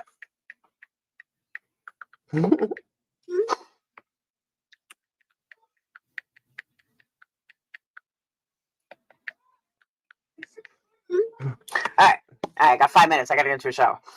But I'm going to explain this again. Kids get spoken to all the time by different people. They just do. So, if you're in the mall, a cop may stop and talk to your child. A store owner is going to talk to your child. A teacher is going to pull your kid aside and talk to your child. There's nothing traumatizing by an adult speaking with a child. How things at home and blah. There's nothing traumatizing about that. Where it becomes traumatizing is when the adult makes it so dramatic that, oh my God, they spoke to you, and oh my God, this, and oh my God, that, and they're going to take you away, and these people are trying to get you away from me. That's dramatic and traumatic. Dramatic and traumatic. That's both. That's what Brittany does. Oh. Exactly. If your child is on the spectrum, it could be more stressful to, not really though. I think it's less stressful because they don't care as much. I think you meant less stressful. But there's nothing traumatic about an adult speaking with a child, period. It is traumatizing if they think they're going to get taken away and it's being pushed in their heads that it's taken away and, oh my God, these people on YouTube are trying to get you taken from us. That's traumatic. That's causing that child to, oh my God. That's causing that child to, oh my God, what's happening? Some adult wants to talk to me. They're going to take me. The police are here. The police are going to take me away. Because that's what they hear. When you tell a child, don't worry about it. They're going to ask you 2 questions. They'll be out of the house in 2 minutes. Okay, Mom. Bring them in a room. They're done. CPS leaves. What'd they say? Oh, nothing. They asked me if you beat me. They asked this. They asked that. Okay, don't worry about it. Nothing's going to happen. But CPS doesn't question your life. There's nothing scary about it. CPS workers, especially when talking with a child, they're very nice. They're sweet as pie. They're like, what a beautiful room you have. And did Mom do this? Did Mom do that? Does Dad do this? I don't know. To me, and maybe I'm wrong, but to me, it's all about the parents. If you put fear in your child, then guess what?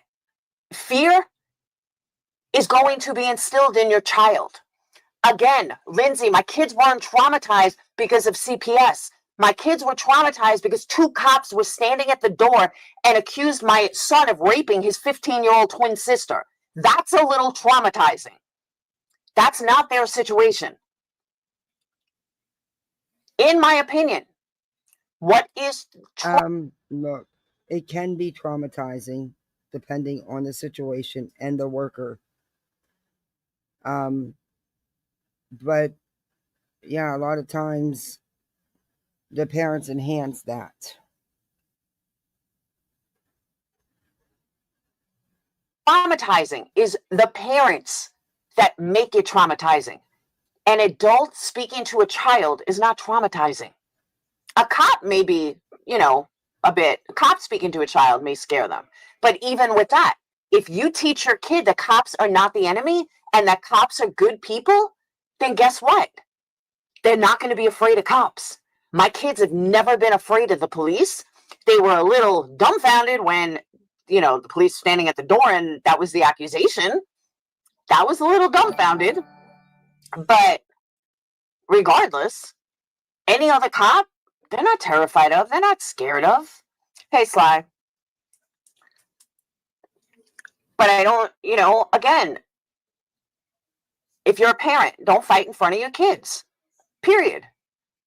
Because your kids are going to hold on to it. Go outside and fight. I never knew my parents had a fight for 18 fucking years. I kid you not. I had no idea they ever fought until they stopped going outside. I understand every child is different, and many of you may disagree with me, but I taught my kids CPS is not something, it's just another adult that wants to talk to you based on false allegations. Nothing's going to happen. Don't stress over it. Don't worry about it. These people are assholes, and move on. And that's exactly how my kids took it. They never would, oh God, CPS here again. Another call, Mom. Why do these people keep fucking calling? But they didn't stress out. None of these other calls mattered to them. They didn't care about these other calls. No, you're not blocked. They didn't care that, CPS was called. They rolled their eyes. Yeah, they're going to ask me questions, blah, blah, blah. No big deal. Now, my kids aren't every kid, but I raised my kids a certain way. And I raised my kids not to be afraid of CPS, not to be afraid of the police. If you're not doing anything, and there's absolutely nothing but some YouTube bullshit, I keep a clean house, there's food in the fridge, there's no drugs, there's no reason for them to even question my parenting. And my kids are all, A students. They could check their school records. I'm sorry. To me, it's parenting. It's not the kid. It's not CPS or not the big bad evil people. It's the adult, the parents that are raising them to teach the kids, who they should really be afraid of. If you're not doing anything wrong and you have nothing to hide, then you shouldn't be afraid of CPS. Sorry, not sorry.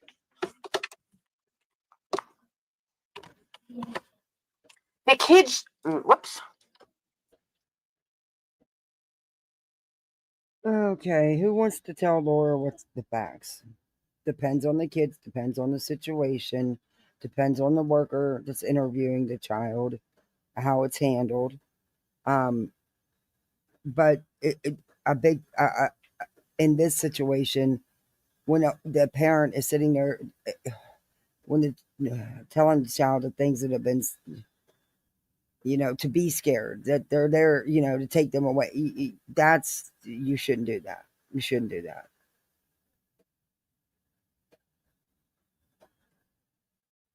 All of this. Your child should not hear everything that goes on YouTube drama. Your child should not be in the room when all of this is going on for them to know all of this, for them to be traumatized. Don't you get it? You're just not getting it. You guys are making it out like CPS is yes, they are all well aware of all the drama going on. And not only do they sit there and listen to it, but she also talks about it with them. She's made that clear when she's brought them on her lives.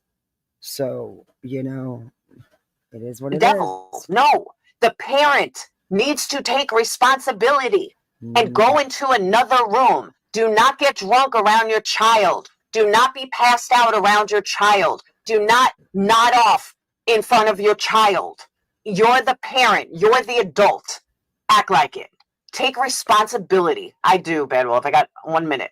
Take fucking responsibility as a parent and be a fucking parent. And if you're truly a parent, then your kid won't be scared. Your kid won't be worried. Your kid won't be afraid of the police.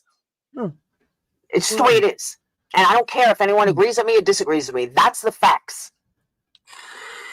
Too many parents put responsibility on other people. No, it starts with you. It starts at home. It's not the teachers. It's not the psychologist. It's not the therapist. It starts at home. Be a fucking parent. Be a responsible human being. Be what you want your kids to turn out to be and better. And I mean that. I live that. My dad wanted nothing more than for me to do better than him. My mom wants nothing more than for me to do better than her. Did I achieve that? No. My dad was far more successful than I am. But my kids are all going to be 10 times more successful than me, my father, my mother, my uncle, anybody. And they have goals and they have dreams, and I will make sure that they see them through. Even if it means me having nothing, me suffering, doesn't fucking matter. I will live and die for my kids, and I will do everything for my children. And I will teach them proper values, proper morals, but I'll still give them the room to grow on their own. That's how 2 of them became fucking religious freaks. Right. That's parenting. My kids have never seen me drunk, ever. And I'm 53 years old. They're 17 and 20. They have never seen me drunk. They have never seen me high, ever. There's a reason. And they've never passed out. I've never passed out around them. None of that. That's parenting. So,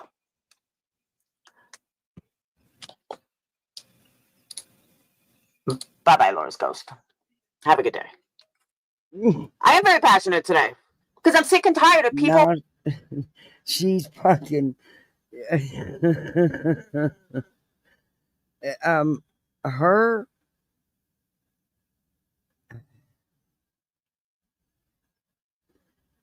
Her logic. Pretty wild. Pretty wild. Blaming She does so seem to many take her own other advice. things instead of the factual. See, Lindsay, I can relate to that, not with my own dad, but with Dayton's dad. Drug addict, but he was a good dad. He was good to date. Until, the day he died. But he was. And I can't deny that. And I always said that. He was an asshole, but he was a good dad. So, and if Brittany has a bad partner, then guess what? Then you need to step it up. Plain and simple. I don't want to hear about stress. I don't want to hear about any of it. The fact lies that she needs to be a responsible parent, period, end of story. And if people don't like me saying that, well, I'm sorry. But it is what it is. That's it. I'm sorry, Lindsay. Yes, 2 things can be very true at the same time. But what's even more true, I got to get my ass out of here and get into a shower. Otherwise, I'm going without a shower. So I got 5 minutes to take a shower, get ready, and 20 minutes. All right. Enough with Laura. Can't take no more of that one. That was wild, huh? Looney Tunes Real Life Edition. Yeah, that was pretty wild, wasn't it? Laura something. Oh, I didn't play the one where... No, I'll play that another day. Where she rants. I mean, she goes off on Queen and Clue, of course. Because she be wanting that attention. She be wanting that attention. Okay, I'm only going to play a little bit of this and then we'll call it a night. This is Betty. This is what... she just got a little bit more to say about how she's saving the world and the FBI's lying. And Chris and Katie are guilty. And she's taken over Sumner County. Hey, Muffin Mouse, good to see you. After hearing Lolly and now Lyra, I highly support bringing back asylums. Oh my God, Lolly. Oh. BJ terrorizes those kids with stuff they shouldn't hear from her. Yeah, they're too involved in adult YouTube drama. And this is just my opinion from what I have witnessed on YouTube. And I do believe that she sits and discusses things with them. And I do believe, just by reactions from her and the things she said, that she has psyched her kids up about. Yeah. Anyway. My opinion. My opinion. Sorry, I was putting in a lifesaver. Okay. The little one took my little... I can see that. Most people, with my timestamps on it, so bear with me here. especially people that aren't the most clean people in the world, typically it's either one of 2 things. They go for price, maybe the black one is the cheapest one to purchase, or they go for the fact that they don't want something that's staining, so they go with a darker color versus a whiter color, but replacing strollers that keep getting stained if you're that picky, right now. Exactly, Phil. That's my point exactly. So could that have been them? It could have. Is it confirmed? No, it's not. It's not confirmed, but I do populate types of things. Then you got to start thinking, what Jake had an opportunity to kind of speak with this guy. This guy's it's kind of hard. He doesn't like. You could tell he's a very passionate about his craft, which he does more. That's what his was. I mean, when I spoke to him, and I don't know if he was high most of the time. Most of the time, you could tell he was inebriated off of something, you know. So I just feel like you can get a vibe. Thanks for your time again, Brian. It's been great to talk to you. Betty proceeds to go at this Craddock again and tell him. She tells him right out, I'm taking your job. You're done. But then she proceeds to say shit and bring shit up about a lawyer. It's been a very, very sad case. As far as the arraignment today for Jake and Rebecca Haro, what's hearings? They have their own judges. You know, that they are going to go forward. They're being represented by, it sounds like, you guys know me, I want the pit bulls for the defense attorneys. I want them. Emma. It's just one less appeal that they have. Okay, if they have crappy counsel, we're going to have problems later down the road. We need to have the most effective counsel for them that's going to go to bat for them. Look at Brian Koberger, okay? The defense attorney for coming in, represented him well, and we got that nipped in the bud. While I disagree with how that whole case was done, I mean, from start to finish. Well, I shouldn't say start to finish. I was very appreciative of law enforcement. I know that Chris McDonough, being a seasoned homicide. When have you ever been very appreciative of law enforcement? Because all I've ever heard you do is tear them down. Investigator, you know, he saw a lot of issues with their investigative practices, but I think us as an average Joe, I think we're very pleased with the progress. At the end of the day, us average Joes, we kind of look at things like, do we have a problem? Yes. It has the problem. Can like, did we have a murder? Did they investigate the murder? Did they collect evidence? Is there an arrest? Right? Yes, right? So I think us as society, that's what we're looking for. While I do appreciate Chris McDonough and being thorough and explaining how, then that's how we learn what could have been done better. But I think from an average Joe perspective, we're looking at this. Is there, did somebody get killed? Yes, somebody died. They got collected evidence. They were able to bring the person to justice. And that's what we want as average Joes in here. Now, if there's ways for them to do better, if there's ways for them, hey, Rod, it's nice to see you, Wild Wolf. Good morning. Yes, she was pissed. Of course, after the fact, which is what Betty often does. But I played it at her town meeting. They put up a red light camera at a major school crossing because of children getting hit. Drivers were driving crazy. And she was upset after the fact. It had already been up in use. She was upset about it because it was going to cost a couple dollars. Her congressman called her council, the councilman called her ass right out. If there's different protocols and procedures that should have taken place. Oh, thank you, Melanie. Melanie gifted a Bullhorn Betty membership. If you received your Bullhorn Betty membership, please don't forget to tell Melanie thank you. And welcome to this crazy family we call the Coffee Club, i.e. the insane asylum. I don't have push buttons because my mommy's in the other room and she's trying to heal from shoulder surgery. So I'm trying to keep it as much down as possible. So we didn't bring the whole studio over to mom's, but here we are, Vicky got it. Oh, wow, that's so wonderful. Congratulations, Vicky. Way as well. Where was I getting at? I don't know. I kind of lost my train of thought here, but let me get back on track here. So we had it doesn't sound like Mike's going to be the one representing this case, which is probably good. He seems a little too tight for me. I'm sure he'll do great. I'm sure whatever team is done will do great. Oh yeah, I remember I was talking about Brian Koberger, and look at all the stuff that his attorney was able to get for him. His attorney was able to drag this out for as long as she pulled out literally every stops, delay, and that's what she did. Delay, and she was able to successfully delay the hearing. You mean like you've been doing for 2 years, the Queen Bee? For quite some time. But then it was push come to shove, and it was time to start preparing for trial. And despite what they had argued and all of the emotions, at the end of the day, when the rubber meets the road, that's just ink on paper. You've got to be able to put together a defense. And I think they started realizing very quickly there was no defense that they could really put on that's going to justify it. There was just too much overwhelming information and evidence against Brian Koberger. There just was. And so I think that we might see something like that in this case. I really don't think Rebecca and Jake are going to want the whole world to know what they truly did. And I have a funny feeling their attorneys are going to do kind of like what we did, either delay.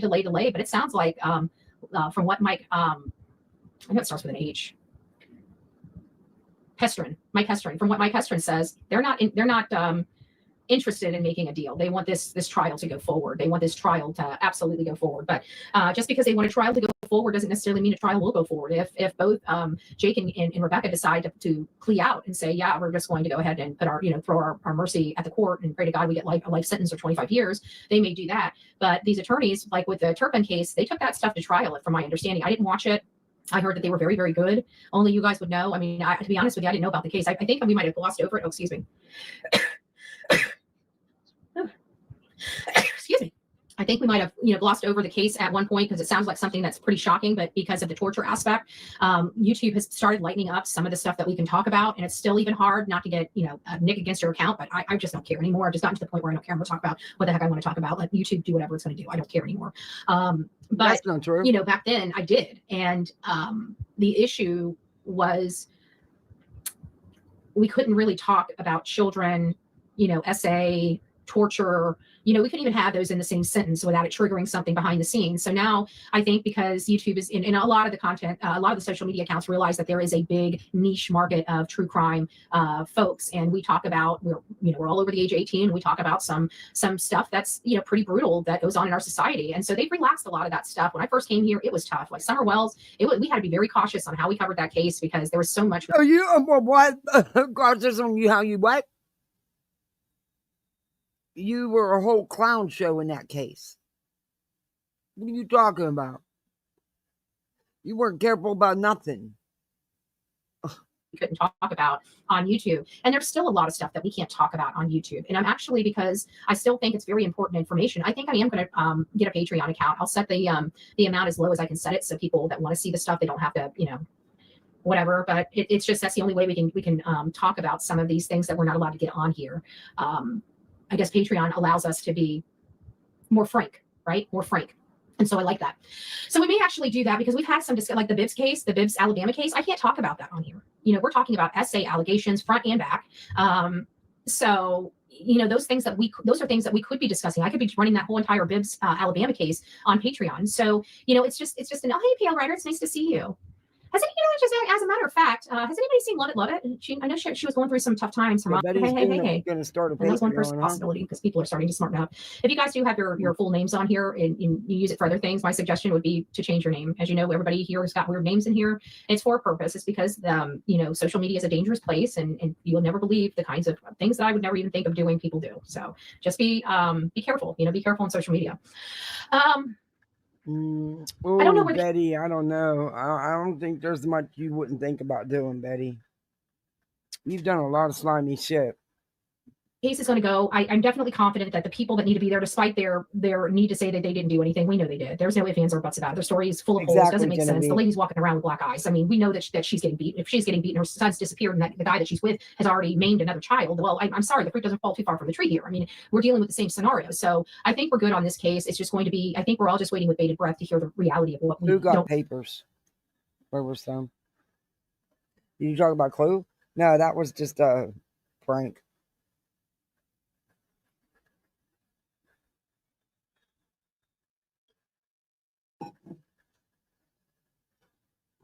We have a lot of stuff because of Ahmed. We do know.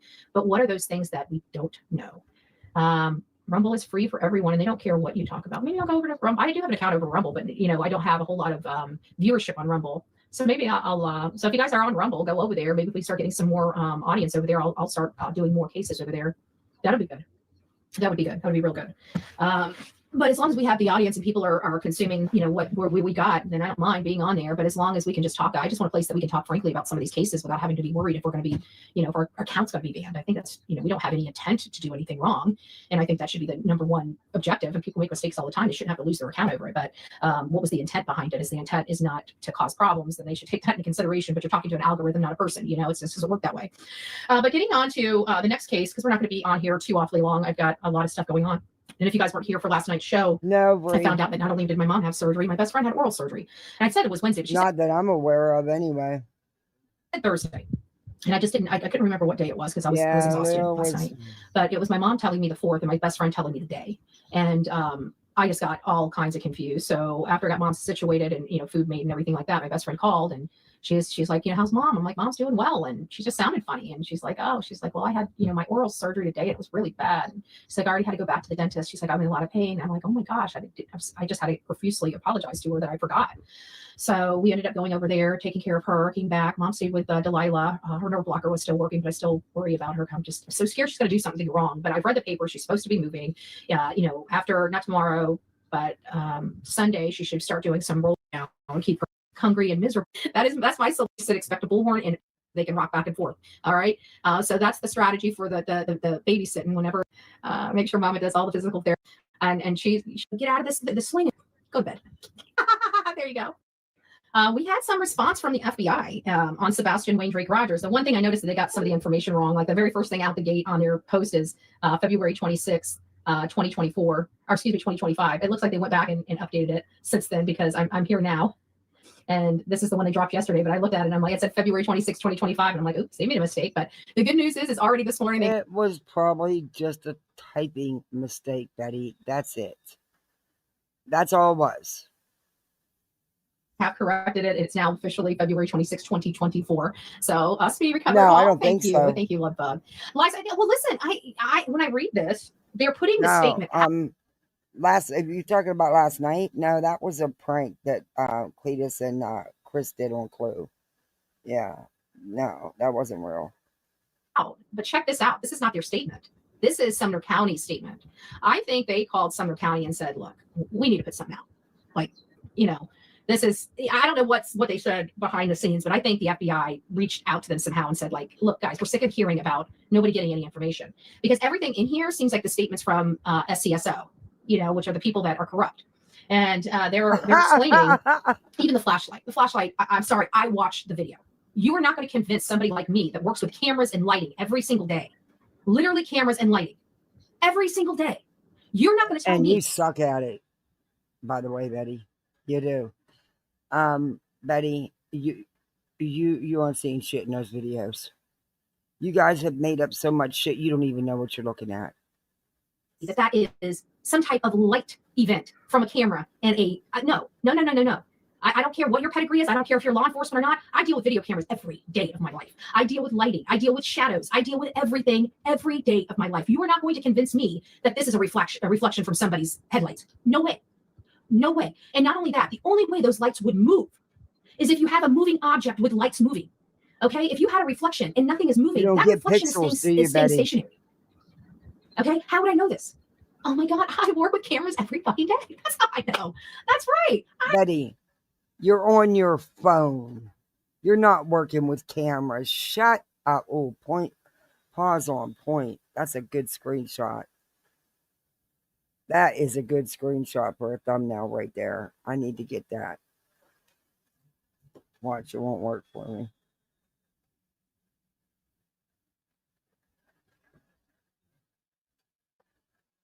Take the damn screenshot already. God, this Samsung tablet is so hard to get a screenshot on. I should just have to click it.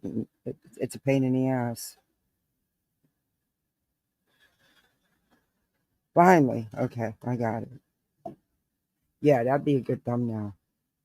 I work with cameras every day. I've recorded at night. I've recorded in the day. As a matter of fact, I got arrested for recording on public property at night in Sumner County, the same place that says, we just need to focus on finding Sebastian. I love that one. So you're now asking for the public to help find Sebastian, yet you intimidate and arrest everybody that comes out there to try to help in this case. So just take that crap and shove it where the sun don't shine. And I'm just like in awe that the FBI would post their garbage as fact.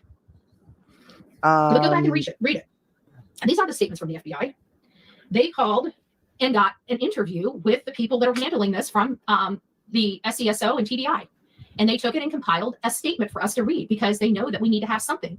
And it's so funny, SESO's response basically always is, well, we have an integrity of the investigation to uphold. We can't give them every little detail of the case. We don't want every blessed detail of the case. Yes, we you just do. want to know that you're freaking working on it. And you keep saying the same boilerplate response.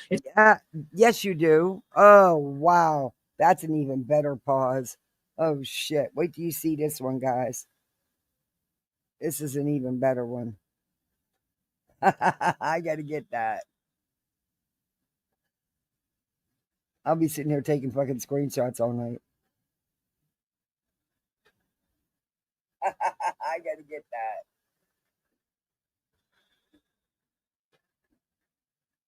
that.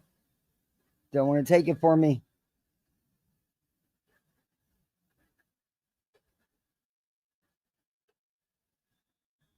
There. Got it. Got it. All right. That's a good pause. I wonder what programmed her brain to constant resort to corruption. Couldn't be the 44 plus arrest in her background and always wiggling out of it every time, could it? Nah, not in the least. Hey, babe, if she was such a spectacular photographer, she would know that the white light video is made up of flashlights from 3 different cases. Yeah, she wouldn't. It wouldn't matter.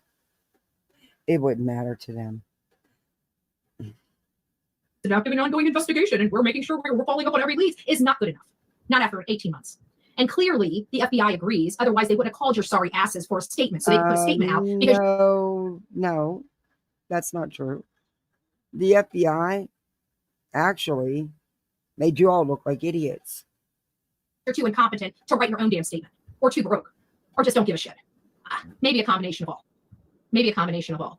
But I think the FBI did this because they're sick and tired of Sumner County keeping their mouth shut, and they know that the public deserves a response. FBI didn't go after the public nobody. Deserves a response. I truly believe that.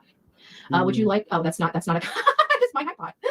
Those lights tell the story. That's why they're trying to convince us otherwise. No, those lights don't tell any story. You idiots have manipulated so many videos and put shit together. Just stop. No, and I get that. They're still playing cat and mouse with Chris and Katie. But one thing is apparent: they made sure they put the bullseye right on Katie's back in the FBI. Period. There's no ifs, ands, or buts about it. They put that bullseye to make sure everybody knows that law enforcement is looking directly at Katie. If you go back and read that over and over again, tell me you read it any other way. Tell me you read it any other way. They know. They know Katie's involved. Katie knows she's involved. And they're trying to shut our mouths up. Nowhere in that report does it say anything about Katie being involved.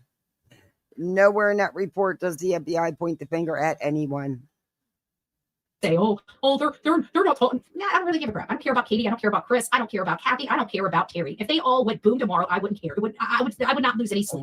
As a matter of fact, they would probably be people that I would sit there on the sideline and slowly dial 911 to help. 911. What is your emergency? Yes. We have 1, 2, 3, 4 people right now on fire. Where am I?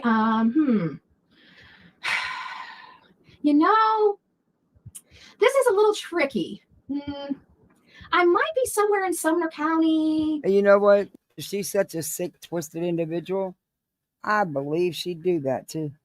I believe that's exactly how she acts. She wouldn't give 2 shits. Hendersonville. Is there any way you can? Oh, it looks like they're putting themselves out. Oh no, they're reignited again. You might want to just, they're kind of on fire, kind of not on fire. Oh, will I go help them? Oh no, no, I have a restraining order, ma'am.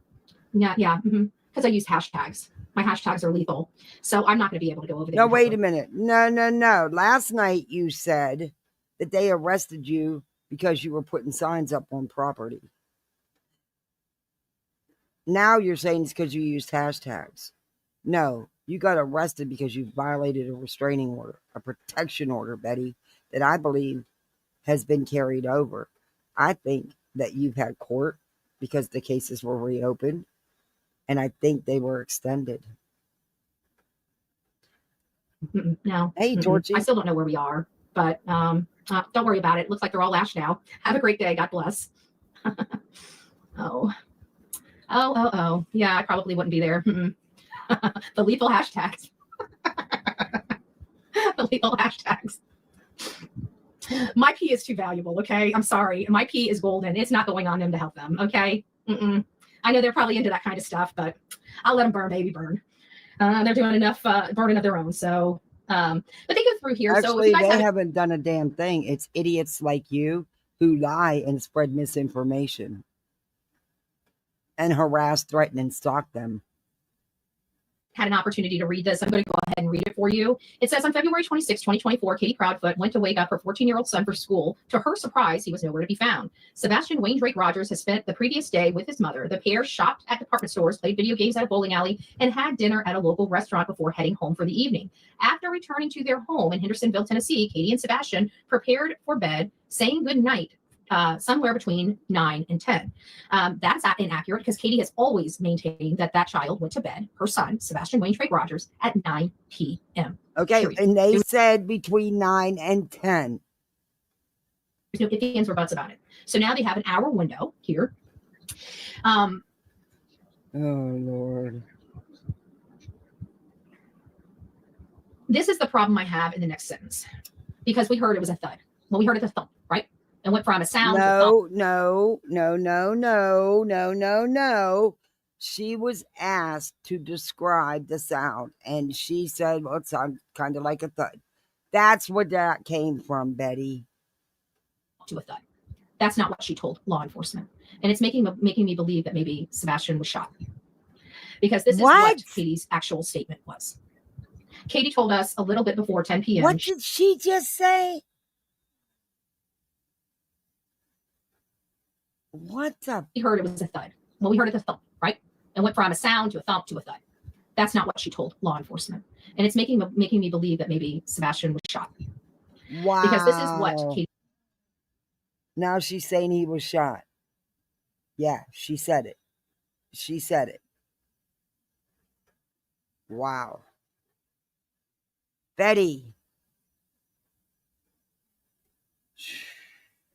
This is why you are a piece of shit. Katie's actual statement was. Katie told us a little bit before 10 p.m. she heard a loud bang. This is not. She said it was a loud noise. Go back to the very beginning. When she was asked to describe it, that's where the thud came out. That's what brought that about. Betty. A noise. This is not a thump, and this is not a thud.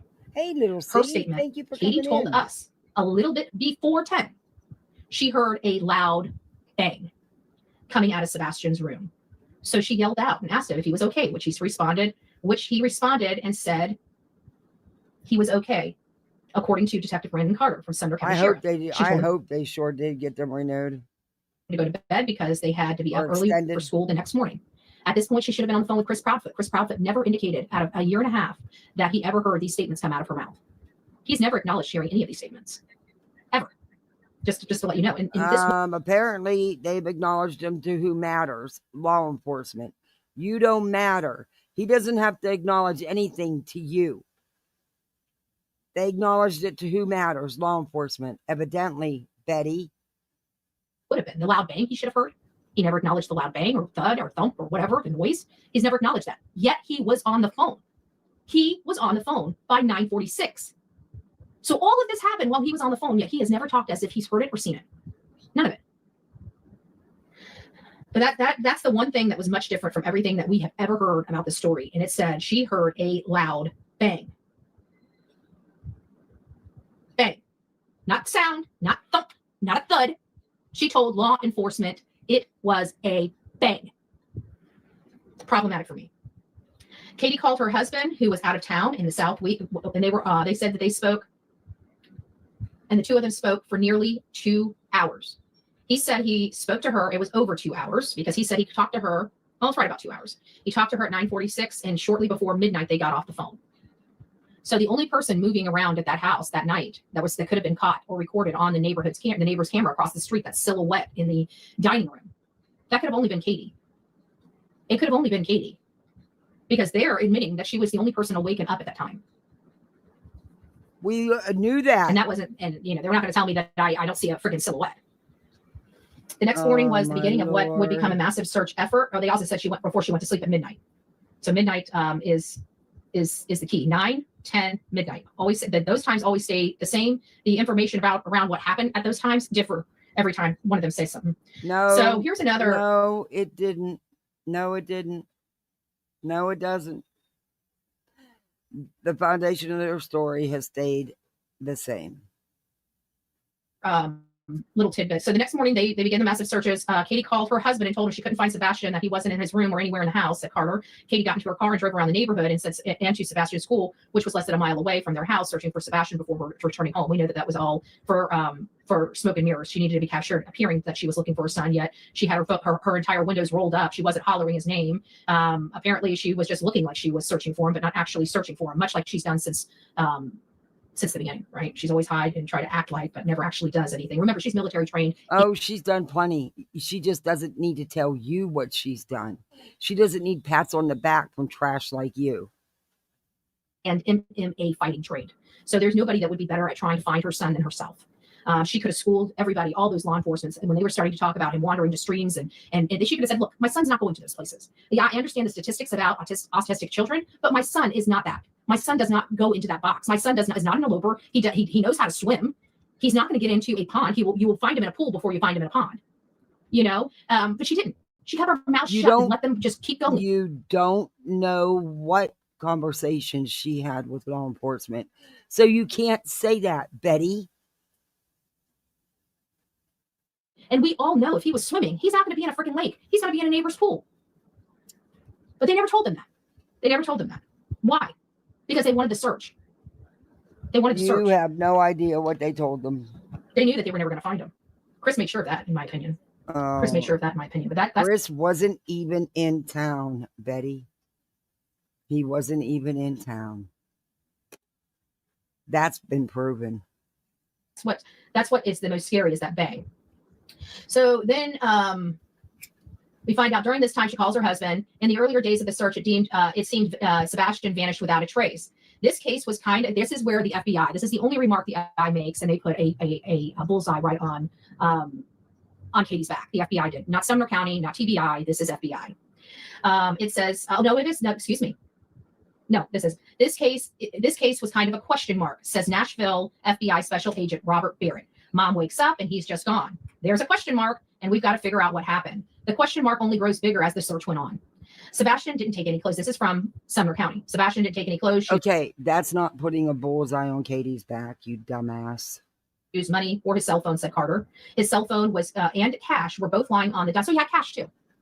He didn't even take money. He had his phone and his cash. They said phone and cash were both lying on the dining table where they had been the day before when he went to bed. According to Katie, there was a small yellow flashlight that she thinks was missing. And we know it wasn't. They knew they were on the outside of the house with flashlights. They needed to explain it. But that was the only thing that appeared to be gone from the house. The first week in the search, Sebastian... Betty, you can't state none of that. You don't know any of this. This is all in your little twisted mind. None of this shit you say is factual. For Sebastian was massive community and interagency efforts between Sumner County, TBI, blah, blah, blah, blah, blah. They go on to tell you how many areas they cover. The day or two, additional ground search law enforcement deployed, available resources related to drones, helicopters, even airplanes. During 2 day of search, the Sumner County Sheriff's Office reached out to the FBI for assistance. So they searched two solid days without even calling in for resources of a child. 2 days before they reached out to the FBI. These people are not smart. Because they had plenty of people already there on the ground, you idiot. Betty, stop it. You're trying to twist and manipulate this. It's standard procedure. They had plenty of people on the ground searching. For assistance and specific resources that could potentially help find Sebastian, who has high-functioning autism. I contacted our FBI Child Abduction Rapid Team, that's the FBI CART team, for initial consultation. And then they began in the FBI Behavioral Analysis Unit, said Barrett. The BAU shared statistics about 50. This was all wrong for Sebastian. And this is where I just, Katie and Chris could have stopped a lot of this and had more focused searches that were more in line with their son. The BAU shared shows that 50% of autistic children are prone to wander. That wasn't Sebastian. They should have known that. They are naturally drawn to bodies of water, and 71% have fatal outcomes. Again, not Sebastian. These statistics did not go with Sebastian. And Seth was telling me that, but Chris and Katie weren't. It's good to see you. How are you doing? I have no idea how much. I have not been staying strong, Ranky. Not at all. I don't feel very strong. I feel scared. I'm just broken. Why? Why? Why? The information that helped us focus on searching around bodies of water. The bodies of water search was a waste of time, waste of resources and everything. Why? Because this child would most likely go swimming in a freaking pool before he wound up in a freaking lake. Just saying. But nobody would want to listen. Nobody wants to listen because, you know, they know better than everybody else. Everybody knows so much better than everybody else. In addition to law enforcement searched almost every home. So almost every home. That means there are homes in that neighborhood that have not been searched. Video recordings from nearby homes and dash cam. Here's another big old blow to Katie. And this is another target on Katie's back.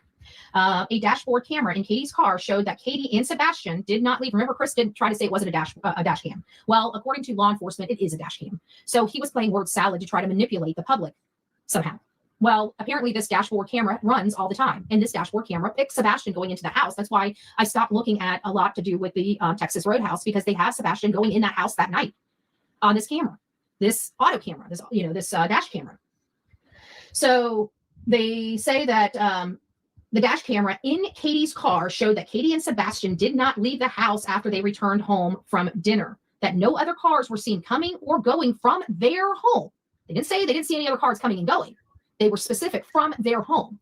We know that weird car never parked in anybody's driveway, just sat there and the two flashlights came to it.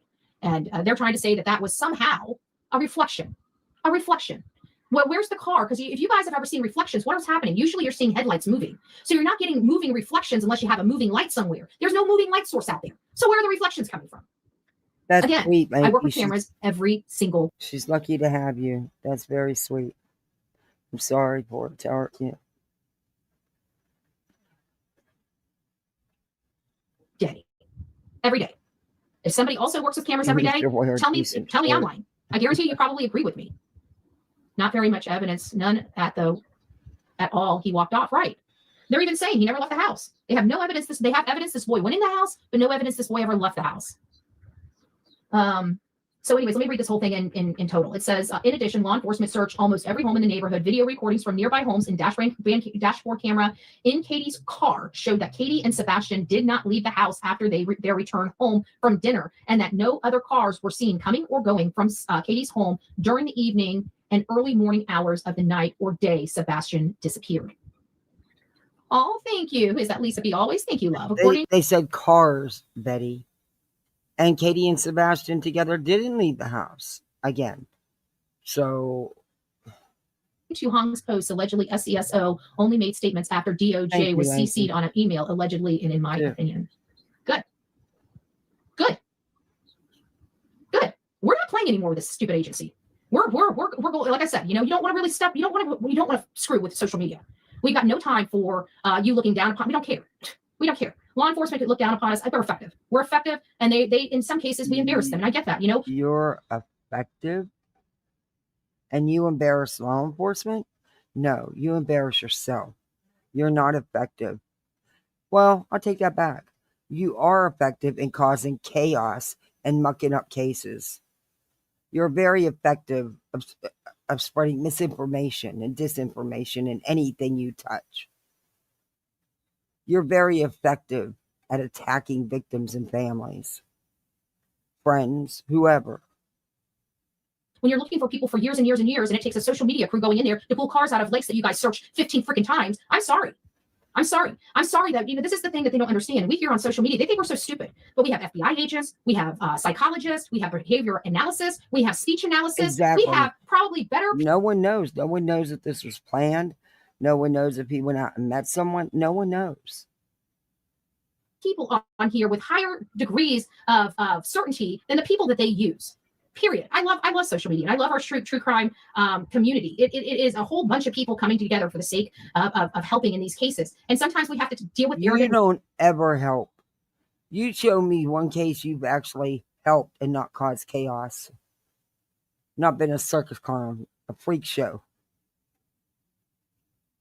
Law enforcement that thinks that they're the only, like that Chad Bianco, what an idiot. That kind of attitude is never going to get you hired anywhere. It's definitely never going to make you governor. And even this whole thing with Chad, with I was listening to some of that. Yeah, I've been paying attention to that because I have a 7 and a 10-year-old, and I lock down their tablets. They are allowed on them, but it's limited on the time they're allowed on them. They're not allowed to chat at all. There's no chats enabled in anything. Most of their games are downloaded. Yeah, I'm very. Yeah. You know, I'm not going to be done in that county until I make sure he's no longer sheriff running that county. I'm not leaving him like I did Hawkins County. I gave up on Hawkins County, but Ronnie Lawson didn't dare put a finger on me. He was smarter than that, a lot smarter than that. But I'm not leaving until Eric Craddock's lost his position. So if that takes me 5 years, if I can get him out in 2028, I'm getting him out in 2028. If that's going to take me longer than that, it doesn't matter. Eric, I'm coming for your job, bud. I'm coming. It's me and you, babe. Like, I'm coming for your job, and I'm not done until you are no longer the sheriff of that county. You suck. I'm coming for your job. I'm letting you know that I'm coming for your job. Because when I get your job and I take that job from you, you know who did it. You know who did it. You might. Betty, you don't have no power to take anybody's job other than a construction worker. You don't have the power to go down there and remove a sheriff. You are threatening this man. You can be arrested for that. You should be. You need to be shut up. You need to be stopped. You incite so much hate.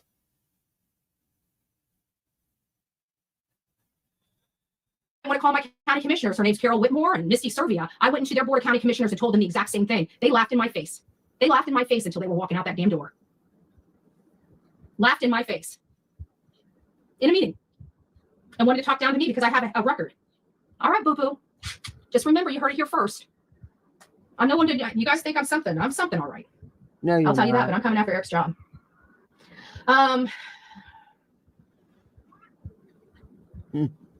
So, Cinder County Department reached out. Okay, we went through that. So I went up a little bit to make sure I didn't, because I skipped over a lot of stuff. If you guys want to read this in its entirety, you can. Yeah, she cherry picked what she wanted to read out of it instead of reading the whole report in context. Because she was trying to twist it and manipulate it to blame it, like the FBI was blaming Katie, and they weren't. She cherry picked what she wanted to read out of it. So that was the statement that they put a target right on Katie's back. There's no ifs, ands, or buts about whether or they not didn't. You did. They didn't. They're looking at Katie Proudfoot. Like, she's all in here. They're basically saying, we know this Of child went course into your they house. are. Of course they are. They're looking at Seth. They're looking at Chris. They're looking at Chris's parents. They're looking at anybody around there. Of course they are. No one denied that they weren't. But the FBI did not put a target on her back. Like I said, you cherry picked what you wanted to read out of there. You didn't read the report in its entirety because it doesn't fit the narrative you're trying to spin. Never walked out, because their statement is that their son woke up in the middle of the night and walked out of the home. They're saying, we've got evidence Exactly. he She's never a left the home. weirdo. That's a target on her back. That's saying, we're looking at mom, without saying they're looking at mom. They've looked at everybody, probably multiple times. That's kind of standard, Betty. We have followed through every tip that has come through, says Joff Savvy, which is a special agent in charge of criminal investigation division of TBI. Again, don't really have a lot of respect for TBI. Maybe I will. I'm trying to figure out how to send something. I will figure it out. What do you mean? I don't know what you mean. You mean through Amazon? She does, Brittany. Yeah, she does. That's the evilness. That's the mean, the hate. It eats you alive. If they can actually close a difficult case, but so far we've had multiple times they've been involved in very difficult cases, and all of them remain open, unsolved. That's not. Oh, you can't figure out PayPal. That's not good. That is, yeah. Can they go find people that are truly missing? Yeah, but what about the murdered ones? The ones that are difficult. The ones that you guys work on for a month and it's just a kid. We got more stuff. Let's move over to the missing kids that are actually missing. That we can go find and bring home and give ourselves a pat on the back and say, "Oh yeah, we got a kid. We brought a kid home. What about all those kids in our home?" Right? Those ones that were hurt by their families, not just wandering off, with their dogs. What about them? Like Summer Wells, I don't Marsha do Blackburn, Venmo. Bill B. I do Cash App, PayPal on YouTube. I'm thinking about getting a Venmo though, because I've had several people email me and ask me, because that's what they prefer and that's what they use. They do? I'm going to get one then, because I've had several people ask me. I don't know how long it takes. Probably the same amount of time it took to do Cash App. But yeah, I'll try to get to that this week.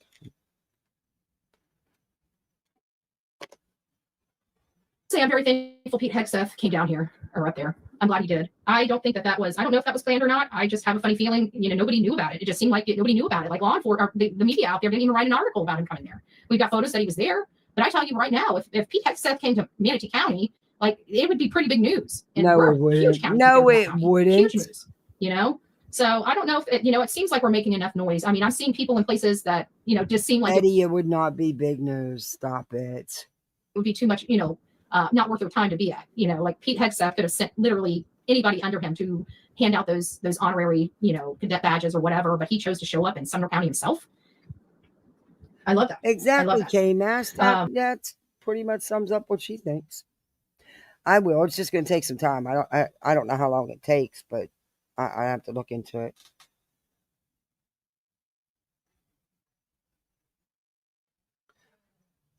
I don't know. I didn't think PayPal was hard, though. Maybe it's because it was... Or just do it through YouTube. But they are trying to tell us, they did change his weight, because we've been hearing he was 120 pounds this entire time. We all said, no, he was a lot smaller. I don't even remember. It's been so long was since I set up a PayPal. I mean, because I used it for the eBay, and back when eBay first started, and PayPal started. Yeah, so I don't even remember what it took, to be honest with you. 110 to 115 pounds. So I'm glad to see that they've updated that. They are still offering the $50,000 reward, but I don't think they're going to be able to get through, because all the people that know about it are within that family. And that family is not going to talk. They're trash. They're trash with money. That's all it is. They're ghetto. They're ghetto as shit. The house down the street from Sebastian had security video from that night. And this is the part that ticks me off, because they tried to explain it. And I'm sorry, I'm a videographer. Like, I know nothing. I know lighting. You are not a videographer. I know reflections. I know.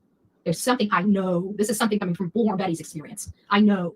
Oh, thank you, Purple Dragon. So security. So the night of his disappearance, in camera angled in the direction that happened to be facing Sebastian's backyard captured two small moving lights. They even acknowledge that the lights are moving. However, it says at first glance, the lights appear to be right in Sebastian's yard, suggesting someone was lurking with two flashlights in hand. Potential suspects given Sebastian's disappearance the same night. However, law enforcement further investigated the video, and they disproved this theory. No, they did not.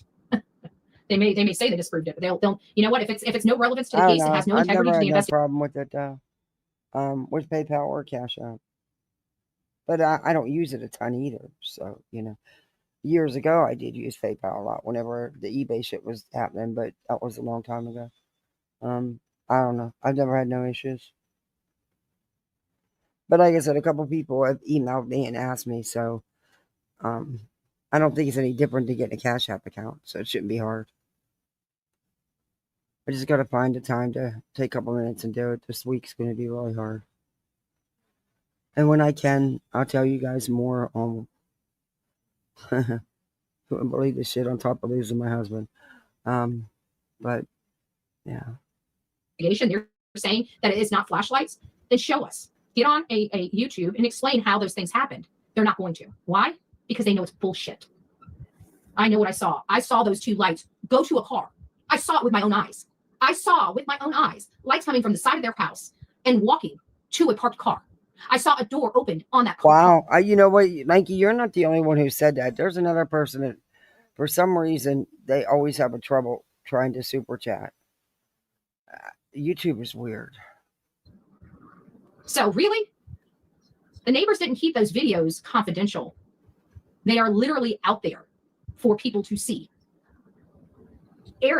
Nick Barris saw the whole video. He would have never picked up those lights. Hey, Firefly. He would have never picked up those lights if he didn't see what we saw. He didn't show the entire footage that we have. But there were definitely lights. Those lights moved across the yard, and they moved across the yard to an unknown vehicle where that vehicle door was opened on that vehicle. Opened up. And then you see the one lone light. One, not two. One. Go from that car back to the house. No, you don't. No, you don't. They won't call Bullhorn Betty a liar. I'm calling you a liar. You're delusional. And remember what you said? It's all in your mind. It's all in your head. Nope, that's not what you see. Nope, not at all. I know what I saw. I know what I saw. I know what I saw. It's good I to know see what I you, saw. Fireflies. But since they say this is a nothing burger, has nothing to do with, just minor reflections, then this doesn't go to the integrity of the investigation. And somebody certainly should be able to explain with specificity on how these are just reflections. So, Eric They Craddock. don't need to explain it to you, Betty. They don't owe you anything. This might be a good way to save your job, but I am coming after it anyways. Doesn't really matter. You're done. You're done. So, keep threatening them, Betty. Just keep racking it up. But that's bull. That's basically what the statement said. There's not really a whole lot there. And you but notice she had to get that last little threat into him. You're done. You're done, Craddock. You're done. Opinion, this statement is very, very damaging to Katie Proudfoot. No, Hashtag it's Katie not. Lynn Proudfoot that used to work for Brinks. Not sure if she still does, but it's pretty scary that you have somebody that disappeared with their son in your home, putting a security system around your children. That would scare and terrify the shit out of me. So if you're in that area and you're looking to put in new security, I'd make sure that Katie. Betty, there's no evidence of foul play. There's no evidence that Katie did anything. Lynn Proudfoot's not coming into your home. She's got a kid that's mysteriously disappeared that the FBI, as well as other law enforcement, said this child walked into the house and never walked out. It disappeared. Well, there was only one person in that house with him. Take it for what you will, but I will never shut my mouth for it. I have a right to speak about it. I'm going to speak about it. I call this investigation a joke. I think Sumner County is a freaking joke. And TBI, you know, I'm starting to think TBI is nothing but, I'm starting to think the whole state of Tennessee is nothing but one big joke. Because you guys got farmland, and that seems to be the only thing that your politicians give a crap about is your farmland. Meanwhile, your children, what's going on there, the crime, the drugs, they don't care. They just want to sweep it under the rug and say, hey, we got the prettiest state in the world. It's the most lethal state in the world, but we got the prettiest state in the world. Yeah, Governor Mike Lee, or Millie, yeah. Senator Marsha Blackburn, yeah. TBI, Sumner County, Hawkins County, yeah. We don't care about the people. We just want the farmland. I can't. All right, guys. Well, that was kind of my spiel for today. I know this is kind of going to be a light day, and it is what it is. So if you guys would like to show some love, pass this around. We're going to need support this week. You know, I know it's going to be a little bit different. If I can get the system set up and do a live, I will, like a normal live. I did bring the equipment, some equipment. I've got the computer that you guys just saw. Plus, I got my second screen. Look at the second screen.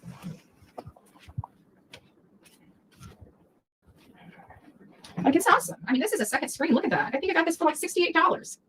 Look at that. Let me take this off. I'll show you. Hold on. No, we'll put Delilah's cute little face back up there. You got a $30,000 fundraiser going on for legal fees, and you're buying shit that you don't need. You're one of them people, Betty, and I've said this many times. You have to have shit. You don't use 90% of the shit you have, and you get people to buy you, and you return a lot of it, Betty.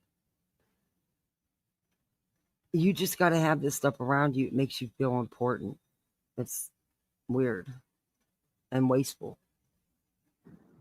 It's a portable second screen. Remember when I'm on the road, I always screw up my screen. Like I'm always having to work off one screen. And when I'm showing you guys stuff, you guys see like my computer inside my computer. It only will let you super chat. What? $50? That's insane. Wow. That's messed up. I'm sorry that's happened to you. That shouldn't be like that. YouTube needs to get it together. That shouldn't be like that. Scope type of thing, and in all honesty, it sucks. Well, you know, I get that they have to make money, but man, it sucks when they take such a big percentage of the super chats and stuff. It does. So now I got the. But you know, the same sense, I get it. They have to also make money, but do they have to hit us so hard? You know, tough small channels. That's a hard hit. You know, we're not the ones out here making thousands of dollars a day, you know, or a month. The screen, it's not as bright, you know, the colors don't pop like a normal screen does, but I mean, it's a place to put another screen to. So when I'm doing a show on the road, we can have a 2-screen thing, and it fits. It's so thin. It's just like a little notebook.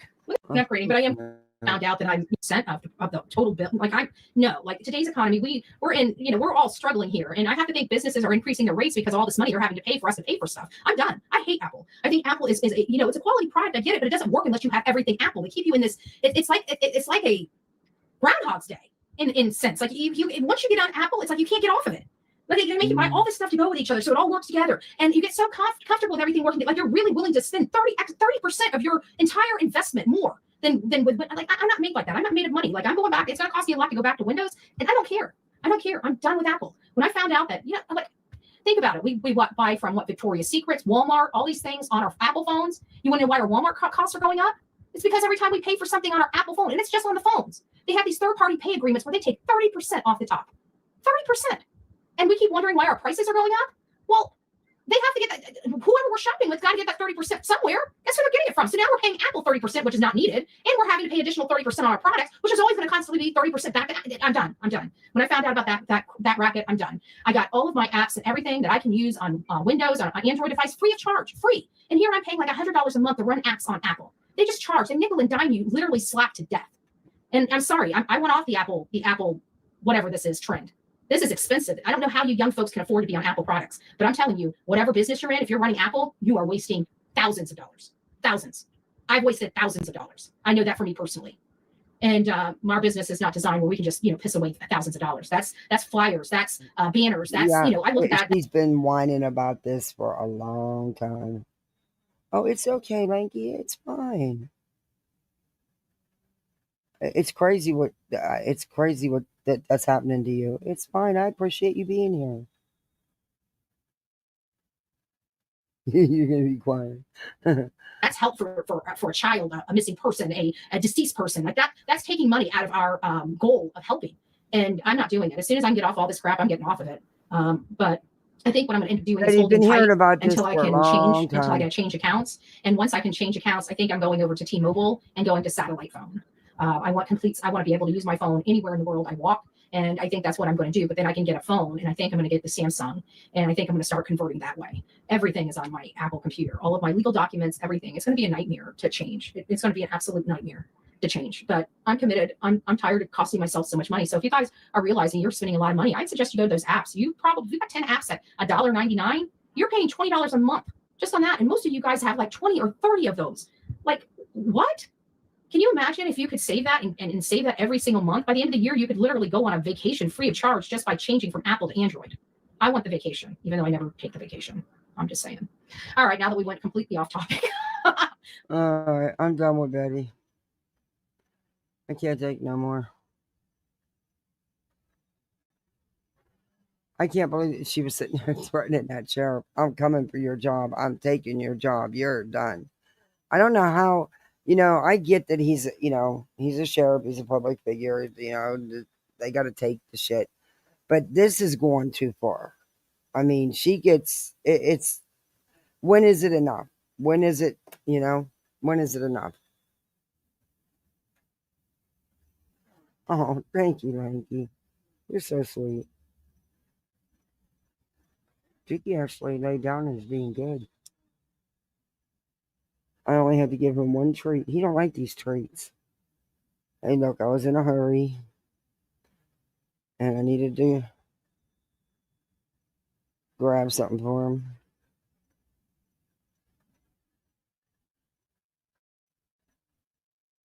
Anyway. So Betty's losing her mind.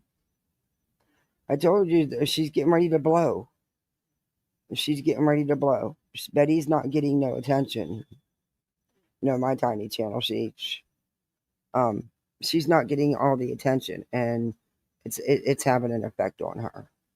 And she's gonna continue escalating and blow to get the attention. Because it's what Betty does. He's about to she really should complain since she doesn't pay for this stuff herself. Yeah. I don't pay for no app on my phone. I'm not doing that. It sucks I have to pay for StreamYard, and I got YouTube Premium back, but I just got the light to stop the ads because I couldn't handle the ads.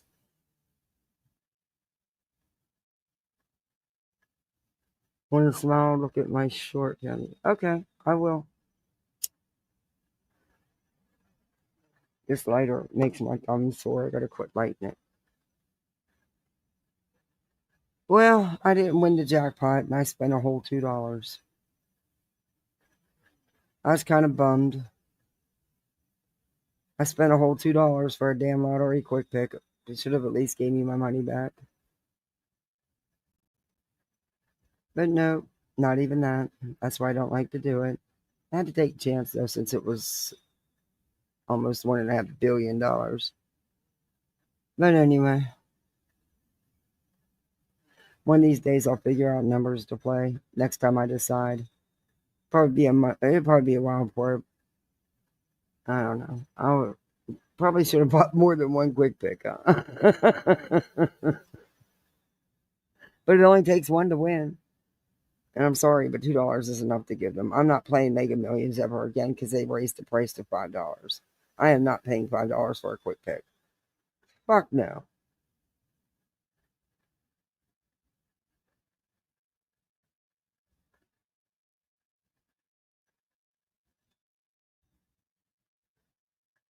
Oh, listen to the frogs because of the rain. They are just flying across the patio roof. I can hear them. When they jump onto the rain spout, you can hear them land on it. It's funny. It has been raining. I gotta get this dog out for a walk, and he is not gonna want to do nothing in the rain. But it has been raining for hours. I'm over it. I'll have to take an umbrella.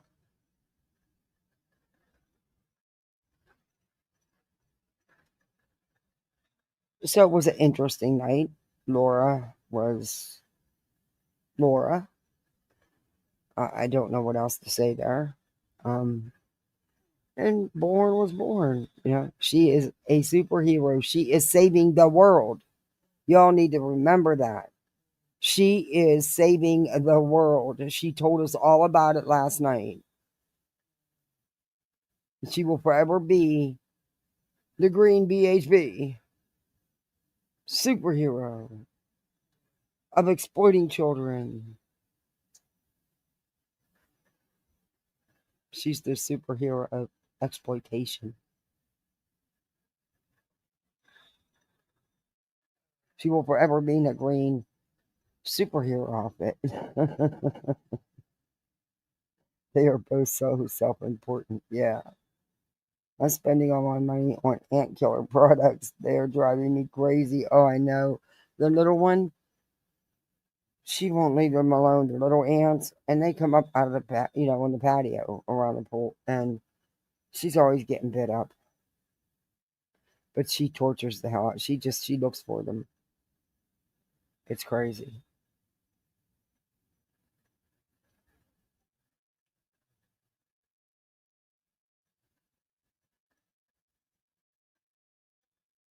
Yeah, I put those stakes in the drain that runs along the patio for the pool. I shove some down in there. Don't help.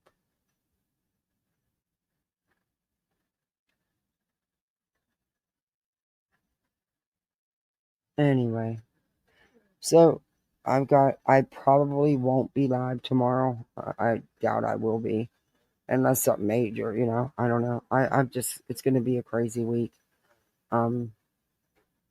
A very stressful, crazy week. I'll fit in something. I just don't. I know it won't be tomorrow. Tomorrow, yeah.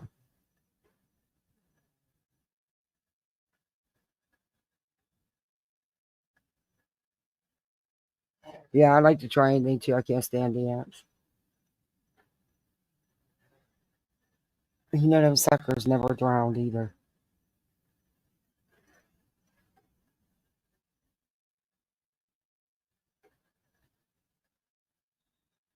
I have won the battle of ants. Haven't had one this summer. Get out.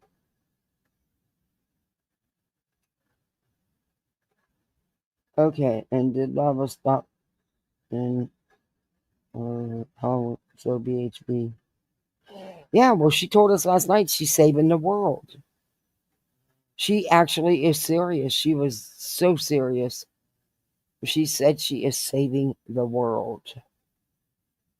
So I made it be Tim joked about her was on and we were joking about her being a superhero saving the world, and he said I should put her in a cape. Well, I'm just learning how to work some of this software, some of these programs. So it's kind of chintzy, but hey, I got her in a superhero outfit, and it's green, hence the green team. She's the superhero of exploitation.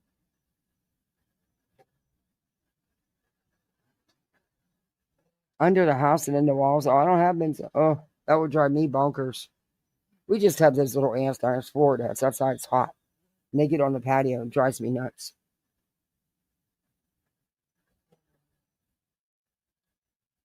All right. I'm going to call this night. Been on here long enough. Thank you guys all for your support. Don't forget to do all that YouTube stuff. You know, the thumbs up, the sub up, the share, the memberships. Thank you for the super chats. I appreciate it. Mods, thank you for a great job as always. Hey, Phoenix. How you doing? They like sugar and flour too. Someone else said to use that. Wow, yeah.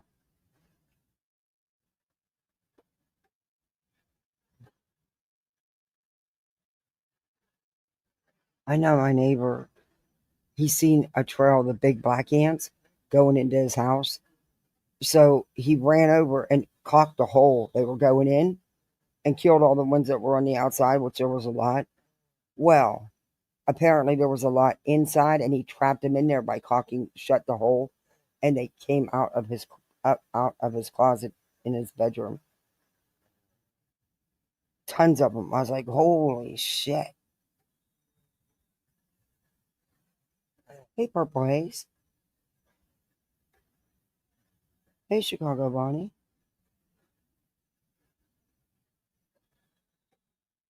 You have fall accessories? Okay. Do you make any hair stuff? My daughter is obsessed with hair stuff. Well, she's obsessed. She always wears jewelry too. Always. She always got a match. But yeah, she loves to have, yeah. She's a diva.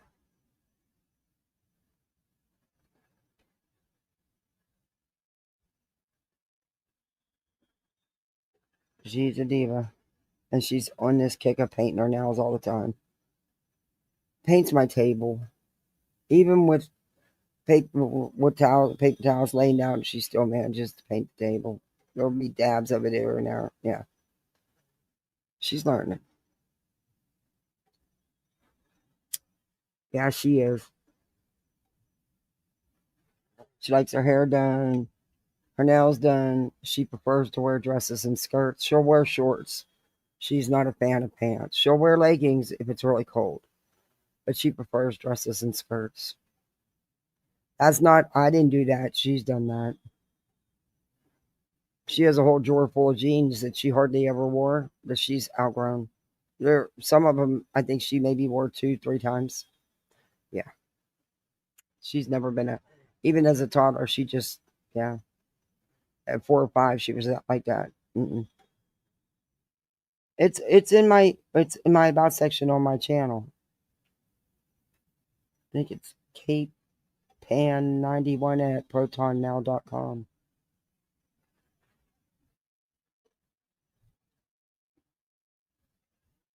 If your table is wood, use a cotton ball. Dab no. Yeah, it is. Yeah, I'm going to. I'm going to. I did it the other day on the one side. She did, and then the last 2 days she's changed her color 3 times. Yeah. Anyway, so now there's more dabs.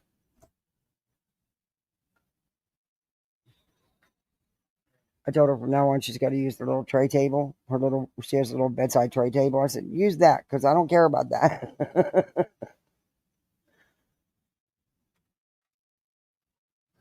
But she's doing good. She quit biting her nails all on her own, and she's letting them grow out. She's growing up, whether I like it or not.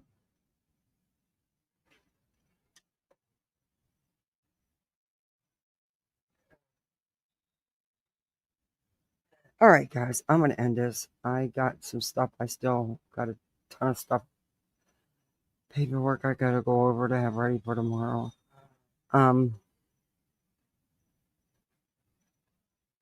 Anyway, I'll be seeing you on these YouTube streets, I'm pretty sure. Somewhere. So you go out there and you be the best misfits you can be. And just remember, you are the full-side misfits. There's no one like you. And have some fun out there. Have some laughs. Stop with, man, the merry-go-round's got to stop. Anyway, I didn't want to show any Brittany tonight. I was going to, and I have it ready. And I only clicked part of it. But I didn't feel, I'm good. I'm good tonight. Maybe another day. Who knows? But yeah, I'll be seeing you. Be safe out there. Let me know what you think in the comments. If there's anything you want to look at, let me know. We'll take a look at it. Always looking for something new to talk about. All right, guys. Talk to you later. Good night.